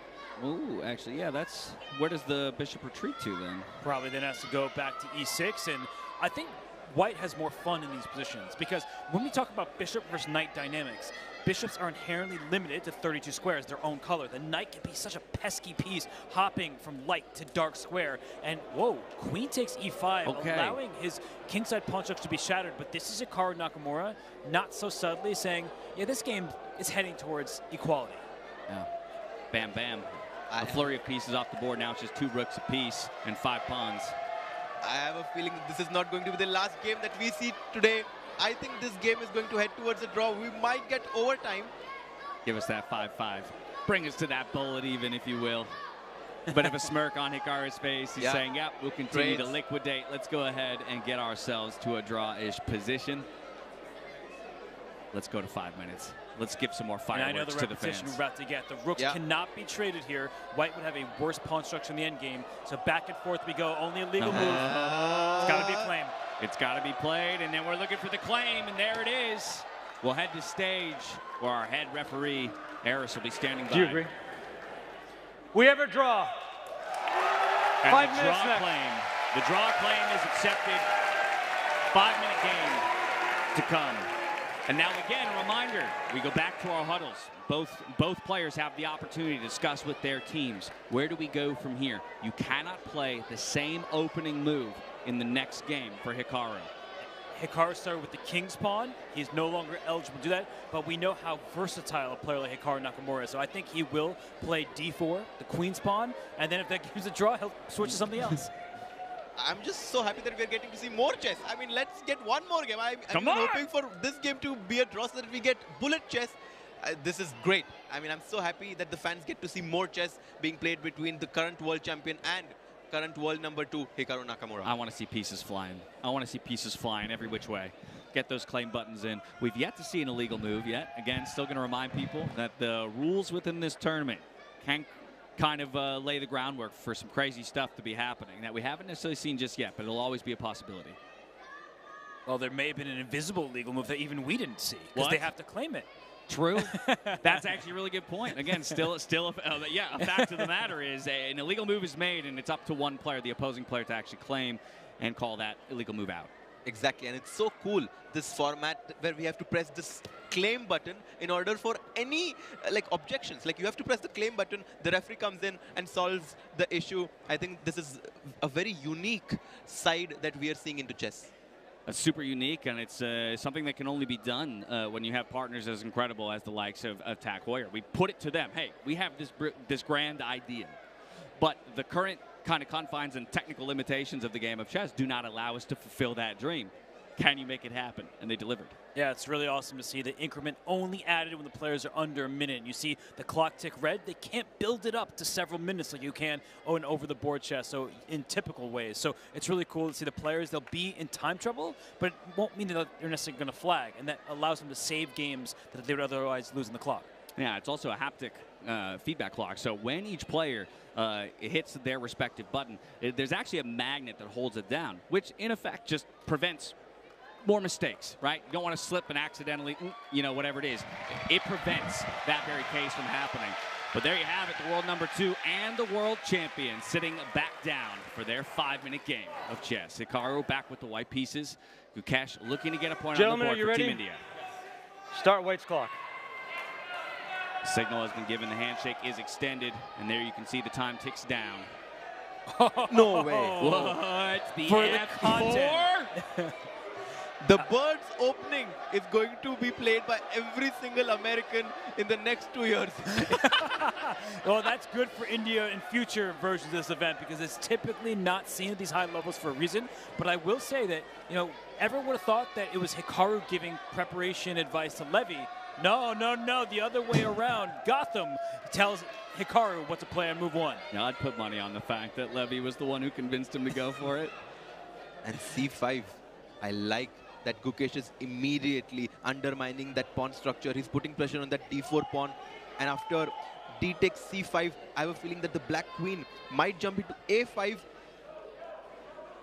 I mean, from my untrained eye, I love all the positions of white pieces generally, right? Again, I've got most of my minor pieces, barring that dark squared bishop, out on the board. I've got multiple pawns controlling central squares. So feels like a very stable position in which I've worked towards the principles of chess as I know it. And now, as Harjit mentioned, it's about Gukesh trying to find ways to undermine that principality that I've played Right, through. because White's whole setup was geared to stopping Black playing pawn to e5, and it's still not really available. But Black decided to strike with the other pawn. And this bishop now, instead of staring into a pawn, it stares through its own knight into enemy territory. And I like Gukesh's play. Quickly develops that bishop. He can later try to strike in the center, but this pawn on f4, that's the problem, Dash, is that you often want to push it backwards to cover key squares that are currently vulnerable.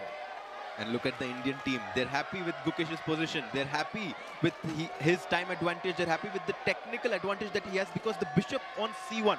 The bishop on c1 is a bad piece right now, and we know that in chess, activity is very important. Black surely slightly happy with the position. Hikaru definitely wondering why he listened to Levy. Yeah, we need to get a shot of him darting back with glaring eyes towards Levy. What did you make me do? I mean, just a worse position for White. Even this last one, King H1, right? You're throwing your king in the corner. You're don't have an attack. And B3 played. I mean, that is just a risky move because after knight takes knight, if the queen takes, there's a bishop staring through the diagonal. That's usually bad news for a queen. So after knight takes, maybe white take with the pawn. You give yourself an isolated queen pawn, an IQP. That's not good news at all. Let's go, Kuki. Let's go. There it is. This is the best position that any of the Indian players have had from the opening. Okay. So is that pawn our target? Is the game all about d4 right now? Yeah, that's a huge weakness, and Black's pieces are already ready to stare at it. I know there are some others in the way, but that's what, the legends of the game from the past, Capablancas, the Nimzoviches, learn your chess history, everybody. Some great names there. You want to blockade the square in front of an isolated pawn so the pawn can't push very easily, and here tactically it cannot push because after knight takes, there are problems down the diagonal here, so that's why Hikaru decides to push in the other way, and he's trying to go for an attack, but Harshit, I'm not really believing in it. I don't really believe it. I want to put pressure on the d4 pawn. Now it looks very weak. Usually, the white bishop wants to go to b2, but now that the f pawn has moved, it kind of just feels like the dark squares are very weak in white's position right now. Gukesh has a time advantage, but he still needs to understand which pieces to exchange. We always talk about like what pieces are important and what pieces we want to trade. I think right now it would be nice to trade those knights off. Why not just take those knights off the board, play knight to e4, challenging that knight on c3.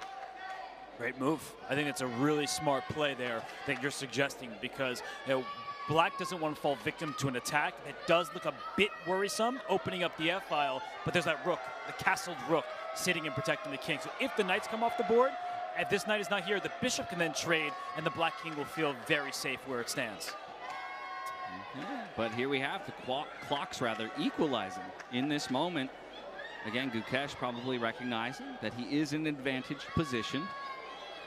Dash, am I seeing these heart rates correctly? I mean, I'm going to believe the tech here. Hikaru's heart rate is very high. And he's got the red heart, which tells us that his stress levels are high. It's not just about the heart rate itself. It's also about the stress and anxiety that you're feeling. Goes for knight d5. He captures with the bishop.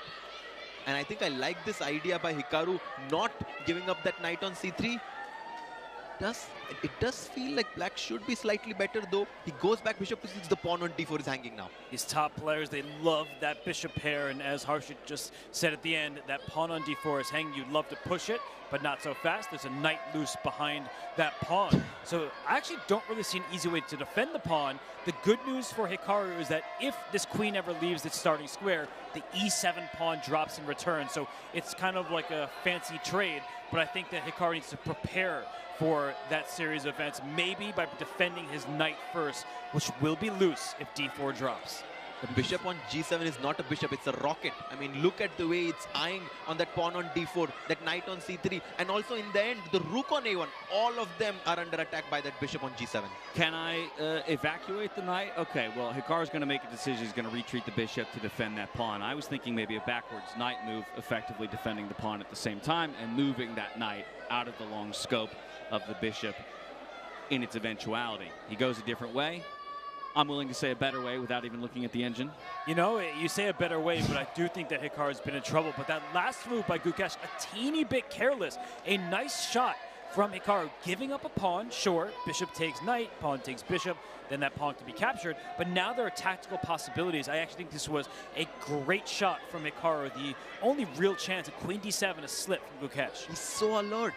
You give him one chance and he bounces on that opportunity. Red border.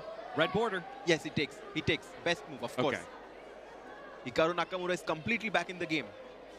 He is, but he still has the difficulty of this d5 pawn, and Gukesh has some easy moves to make, like rook a to d8 right now, put pressure on the pawn, but Hikaru's going to bring his own rook up to c5 to aggressively defend that weak point. Gukesh trying to think if he wants to bring the rook on a8 in the game or the f rook in the game. He goes for rook a d8. Very logical. Rook to c5. Protecting the pawn on d5 and hitting the queen on b5 seems like a good move for white right now.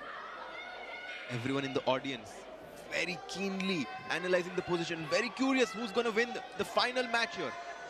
Yeah, still many of our fans making their voices heard, but I also can feel that others are, there's a feeling of intensity that's starting to fall, a blanket of intensity over the audience as they're realizing the complications of this position and how it really is still any man's game. Look at that move. Bishop tucked away where the king usually resides after your castle. But I think he's just trying to make sure that he has no LPDO, loose pieces drop off. So he's keeping his bishop on a safe and protected square. It also covers the back rank so there are no checks. Even if this queen were to leave, rook f1 would maybe be threatening, but not a check, so it wouldn't be a forcing sequence. I actually really like this move from Hikaru. It's a great pragmatic decision. On the contrary, the pawn on d5 is loose, and I do think that the only player who can play for a win right now should be black. Definitely agreed with that. I mean, Gukesh is better. Rook c2. There's a bit of hesitation there from Hikaru, but he wants to defend this weak point, and he has successfully done just that. I think that Gukesh is going for the attack and the defense simultaneously. He wants to blockade that isolated pawn, but Hikaru is going to play around it. Queen c6 becomes kind of a threat. You want to create a pass pawn. If the queens get exchanged, that's very worrisome for black. Goes queen to c4. I like this idea of placing the bishop on d6 so that the pawn on d5 is a permanent weakness there. Rerouting of the queen here, nicely centralized. Now the rook will come over as well. I mean, all of the pieces for black are involved in the game. There is that bishop now tucked away, but of course now the rooks come off, and we're working with a queen and a bishop apiece. We've got 5 pawns apiece as well. And Gukesh is offering a queen trade. He believes that if the queens get traded, the pawn on d5 is going to be a weakness which the king might just come and take. He believes it. Do you believe it? I believe it, and that's why. But Hikaru Nakamura is like, no, no, no. I think it's a draw. I think it's a draw, and the computers agree with him. And Hikaru found the only move there. We saw the red box appear, and he's doing the right thing. But look at the clock, Dash. They are both around 30 seconds. They're in lockstep with each other right now. Flagging is always an option. They do have 1 second increment at this point in the game when they're underneath 1 minute. And both of these guys are well practiced in time scrambles. I think Hikaru knows that this is equal. Gukesh thinks that he has practical chances. If this game ends in a draw, we go to shootout, which is 1 minute each. The chess that would shootout. be fun. Oh, a huge mistake. The bar. Whoa. It goes down all the way in Black's favor. Whoa. Bishop d6 is coming. Gukesh is winning. Yes, he is. The bishop for White is in no man's land. Bishop d6 becomes the idea, trying to trade it off, and then the Black king could step over. This is an attack on the pawn. I think you just defend it, and I don't think that White can stop the king from going over. Yeah, definitely something you guys will have to revisit in the analyst segment in terms of where that critical moment occurred and how it flipped in Gukesh's favor. d4. Oh, but he made a mistake. Gukesh has returned the favor to some extent because now it's back objectively to equal territory. This is the difficulty of the moment. Again, we've got the benefit of the engine. It feels easy to us, but they are working with 15 to 20 seconds apiece. They've got 1,000+ person audience making noise around them. This is a brand new environment for these players, even with how experienced they are in the professional chess world. And Gukesh is shaking his head there because now after a4, the pawn on a5 is on a dark square, which means that the white bishop can attack it now. Bishop b6, attacking that pawn, as I was just saying. Yeah, this was a decision you don't really enjoy from Gukesh's perspective. But both players, they're really low on the clock, and there could be a mistake here from either side. You have to be very careful not to drop a pawn or allow a trade that liquidates into a problematic endgame. 7 seconds for Hikaru. He has to make sure he doesn't lose on the clock. Oh. Whoa, we're going to get a race. All right, more pawns come off the board. Still equal material at this point, but there are no pawns sharing a file with their counterpoints at this point. Hikaru's clock is very low. It's Gukesh who's moving with great speed and precision. Oh, he takes the pawn. Oh, and all the pieces have been traded. Bare kings on the board. It's a draw. They know, and it's a draw. There's not enough material to deliver a checkmate. The draw's been called. We're going to our first shootout. Oh. What a finale that we have here, guys. For real, for real.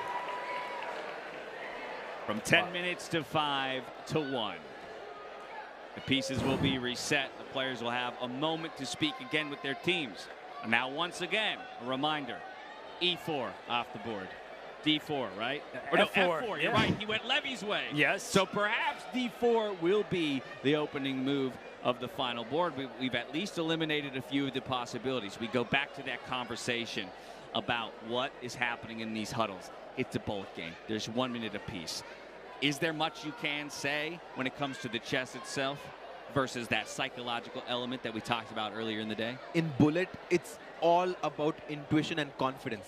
If you are confident and you play fast, you are generally going to be a small favorite, because I think in terms of the players, both players are very level, right? I mean, Gukesh being the classical world champion, but Hikaru being one of the best, faster time control players. I think it's a very evenly based match right now.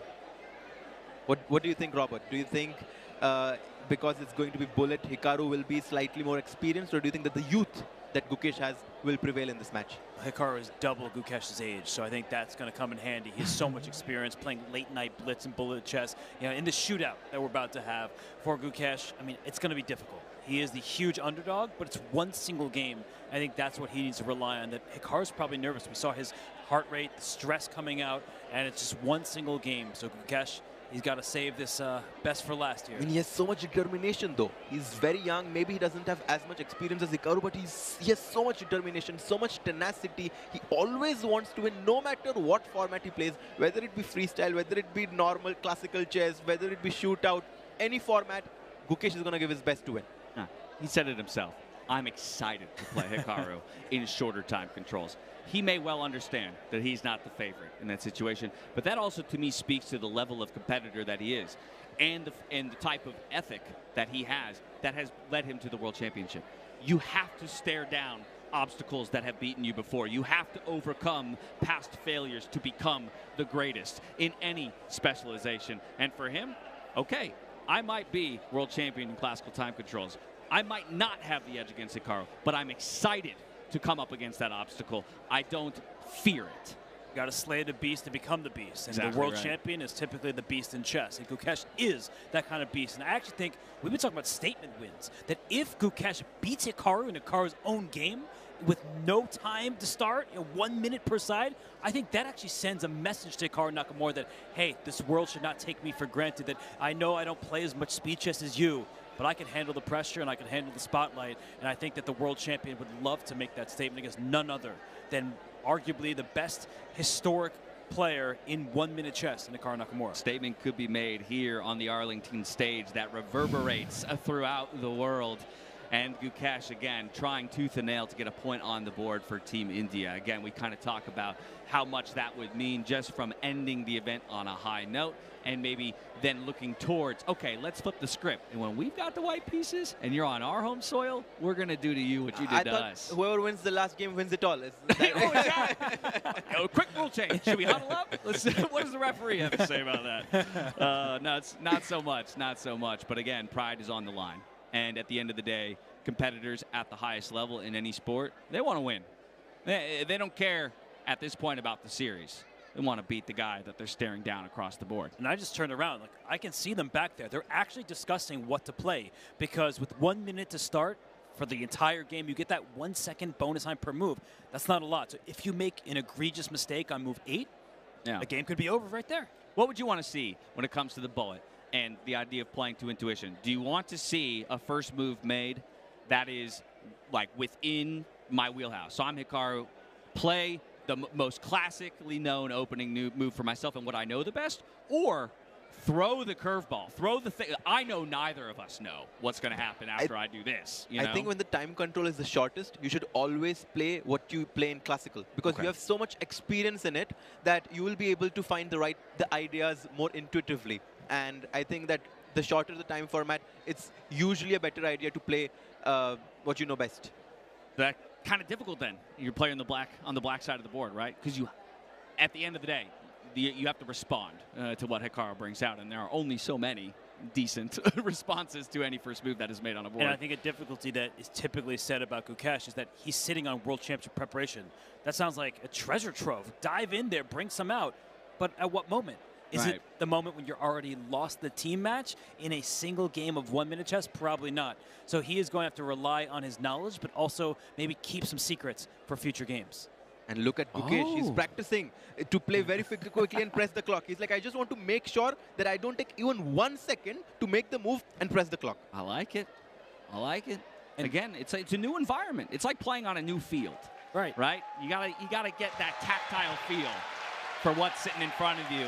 And here you have it, folks at home, those in the venue, our final match of the evening. It all comes down to this between the world champion and the world number 2. It's a bullet game, 1 minute apiece for personal Gentlemen, are you pride. ready? Are you Start White's ready? clock. Here goes the clock. We go. Off we go. It's a B4 push to open things up here for Hikaru Nakamura, and we are off to the races.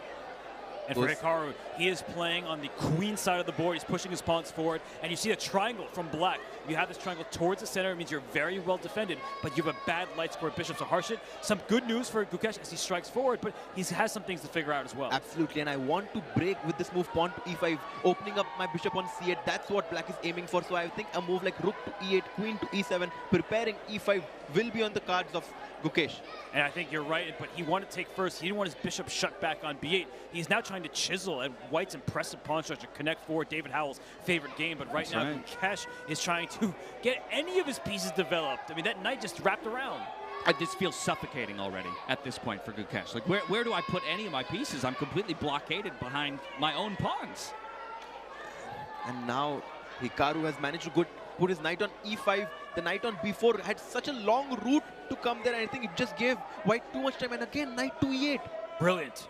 Brilliant move from Gukesh. That is a pass pawn. The best piece to blockade a pawn is a knight because it stares over the pawn into the position. This for example, bishop on b5 can eventually be captured. The evaluation is turning in Gukesh's favor. Amazing play from him. Wow, what understanding he has shown in this setup, maneuvering his knight from f6 to c7, blockading that white pawn on c6 and queen to a8, the move that you highlighted. I love that idea, Robert. Yeah, I'm drawing the arrows for everybody at home. The queen comes to a8, and many white pawns are vulnerable. That's why Hikaru's Let's go, strike. Gukesh. Let's go. Yeah, Gukesh has an opening here. Now it feels like Hikaru's just saying, I'm going to blow up the position. Yeah, I'm just going to blow it up. He's trying his best, but look at the clock, by the way. It's Gukesh who has the lead. They both have green, which means they're not overly stressed, but look at Hikaru's heart rate. I'll tell you this much, only one of them was out there practicing hitting the time controls, and right now it seems like it's working well in the favor of Gukesh.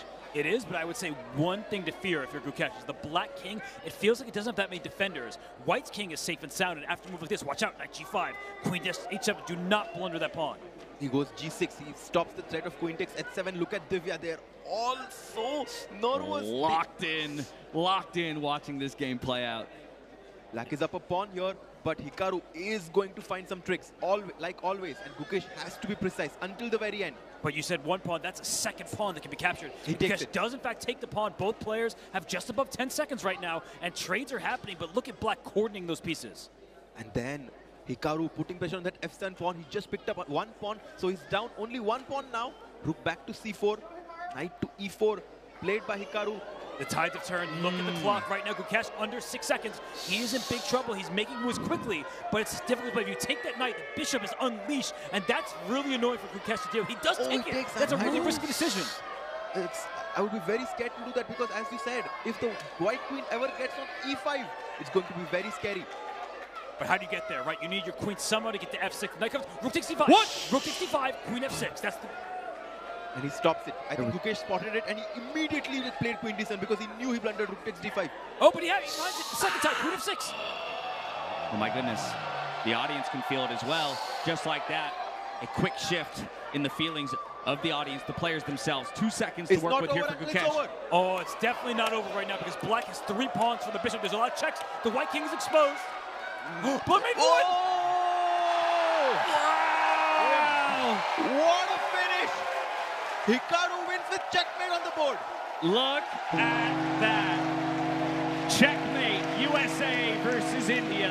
And it ends in a checkmate delivered by the world number 2 to the world champion. Hikaru gets it done. The clean sweep, 5-0. The clean sweep, the brooms are out. You can hear the chants in the background. Hikaru Nakamura said, not today. You're not going to get that last point. Man, Gukesh at such a good position with Hikaru Nakamura. I mean, that's why we say that he's the trickiest of them all. It's his comfort zone, man. He seems to only get better as there's less time on the clock. Let's go to stage now. Jules standing by with the team captain of congratulations USA. on the finish. I must ask, what did you talk about with your teammates back there? And did it influence your opening decisions? Well, we were just discussing what the options were. First I played e4, then I played f4 to copy Levy, and then I just thought, play b4, why not? The orangutan's a good opening. So it worked out, but I mean, to be fair, Gukesh had many opportunities to win, so it could have gone either way. All right, thank you so much. And a big congratulations. Let's give it up for Hikaru.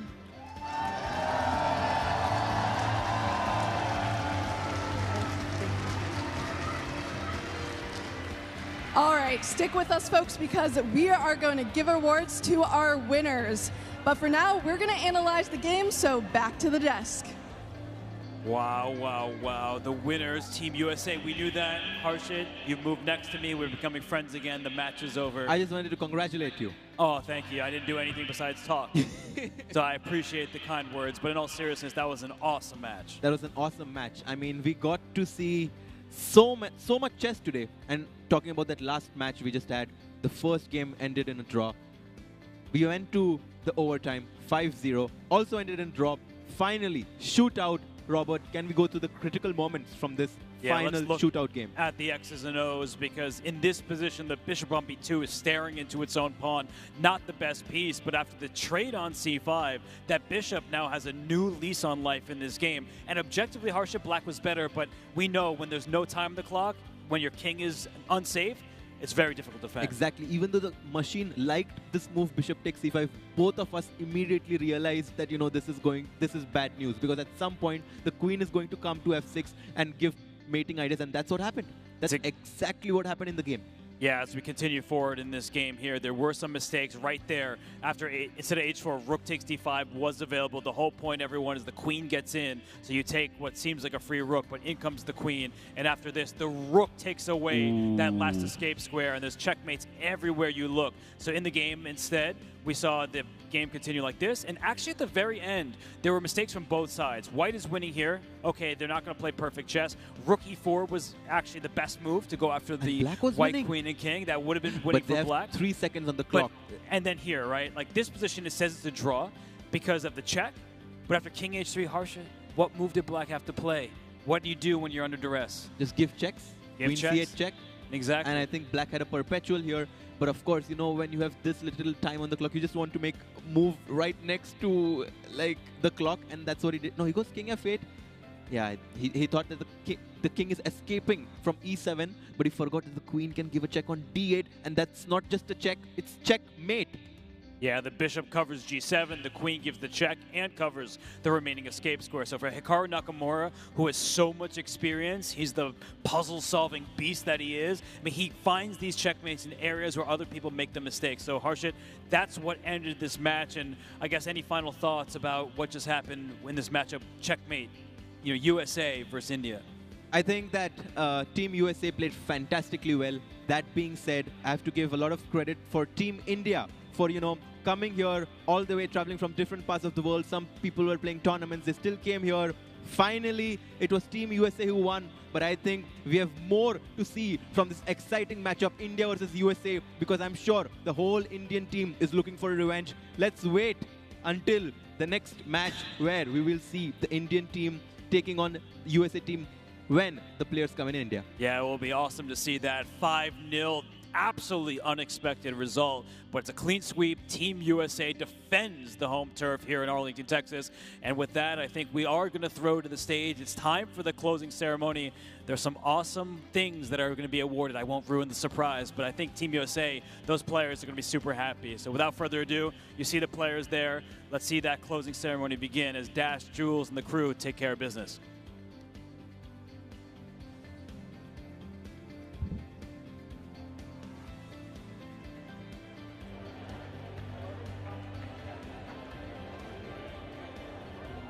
Everyone, please join me in celebrating your inaugural Checkmate champions. It's Team USA!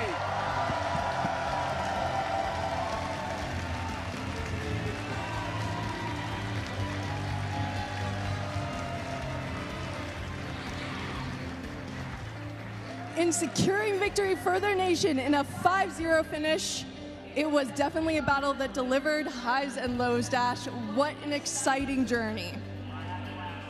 Everybody here in the audience and at home had a good one. They delivered for us. But now it's time for us to deliver for them. Awarding one of these incredible watches to each member of the winning team, courtesy of one of our incredible partners in Tag Heuer. To help us present the awards, I'd like to welcome Gabrielle Ayala, brand manager for Tag Heuer, to the stage. Gabriella, thank you so much, first of all, for being such an incredible partner. These watches are absolutely spectacular. The timepiece that you guys designed for us delivered in every way we could have imagined. But before we award these 5 very deserving players, I just want to hear from you what it means for Tag Heuer to continue your investment in the world of chess, and also maybe a little bit about these watches that you guys have crafted for our winners. Thank you so much. It's truly an honor to be here today in representation of Tag Heuer, the official timekeeper of today's amazing event. While we know our roots are typically in motorsports, we also have a historical connection to chess timekeeping, dating all the way back to the 1960s. Like racing, chess demands precision, strategy, and endurance, the same values behind our Design to Win philosophy. Today's winners embody those same values, and it's only fitting we honor them with the Tag Heuer Carrera chronograph, a timepiece inspired by our racing heritage and crafted for performance. The Carrera combines timeless design, modern engineering, and the same clarity and precision needed to win. On behalf of Tag Heuer, congratulations to our champions.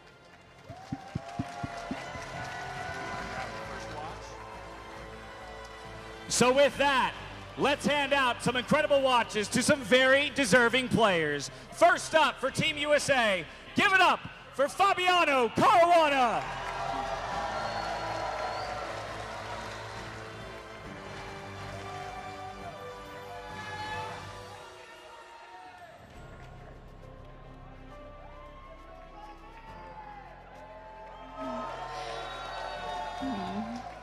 And next up, let's give it up for Carissa Yip.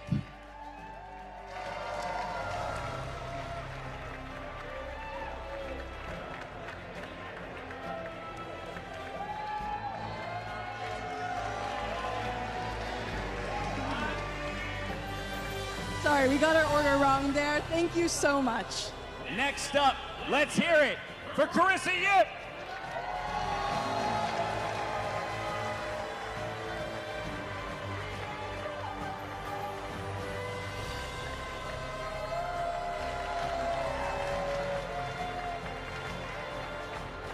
Let's hear a round of applause for Levy.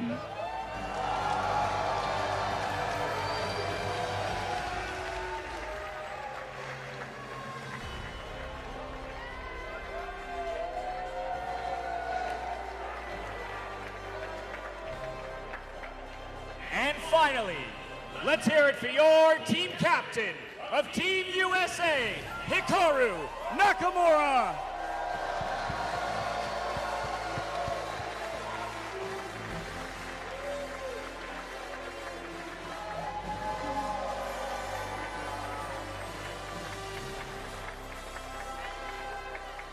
Arlington, give it up one more time for your Checkmate champions, Team USA!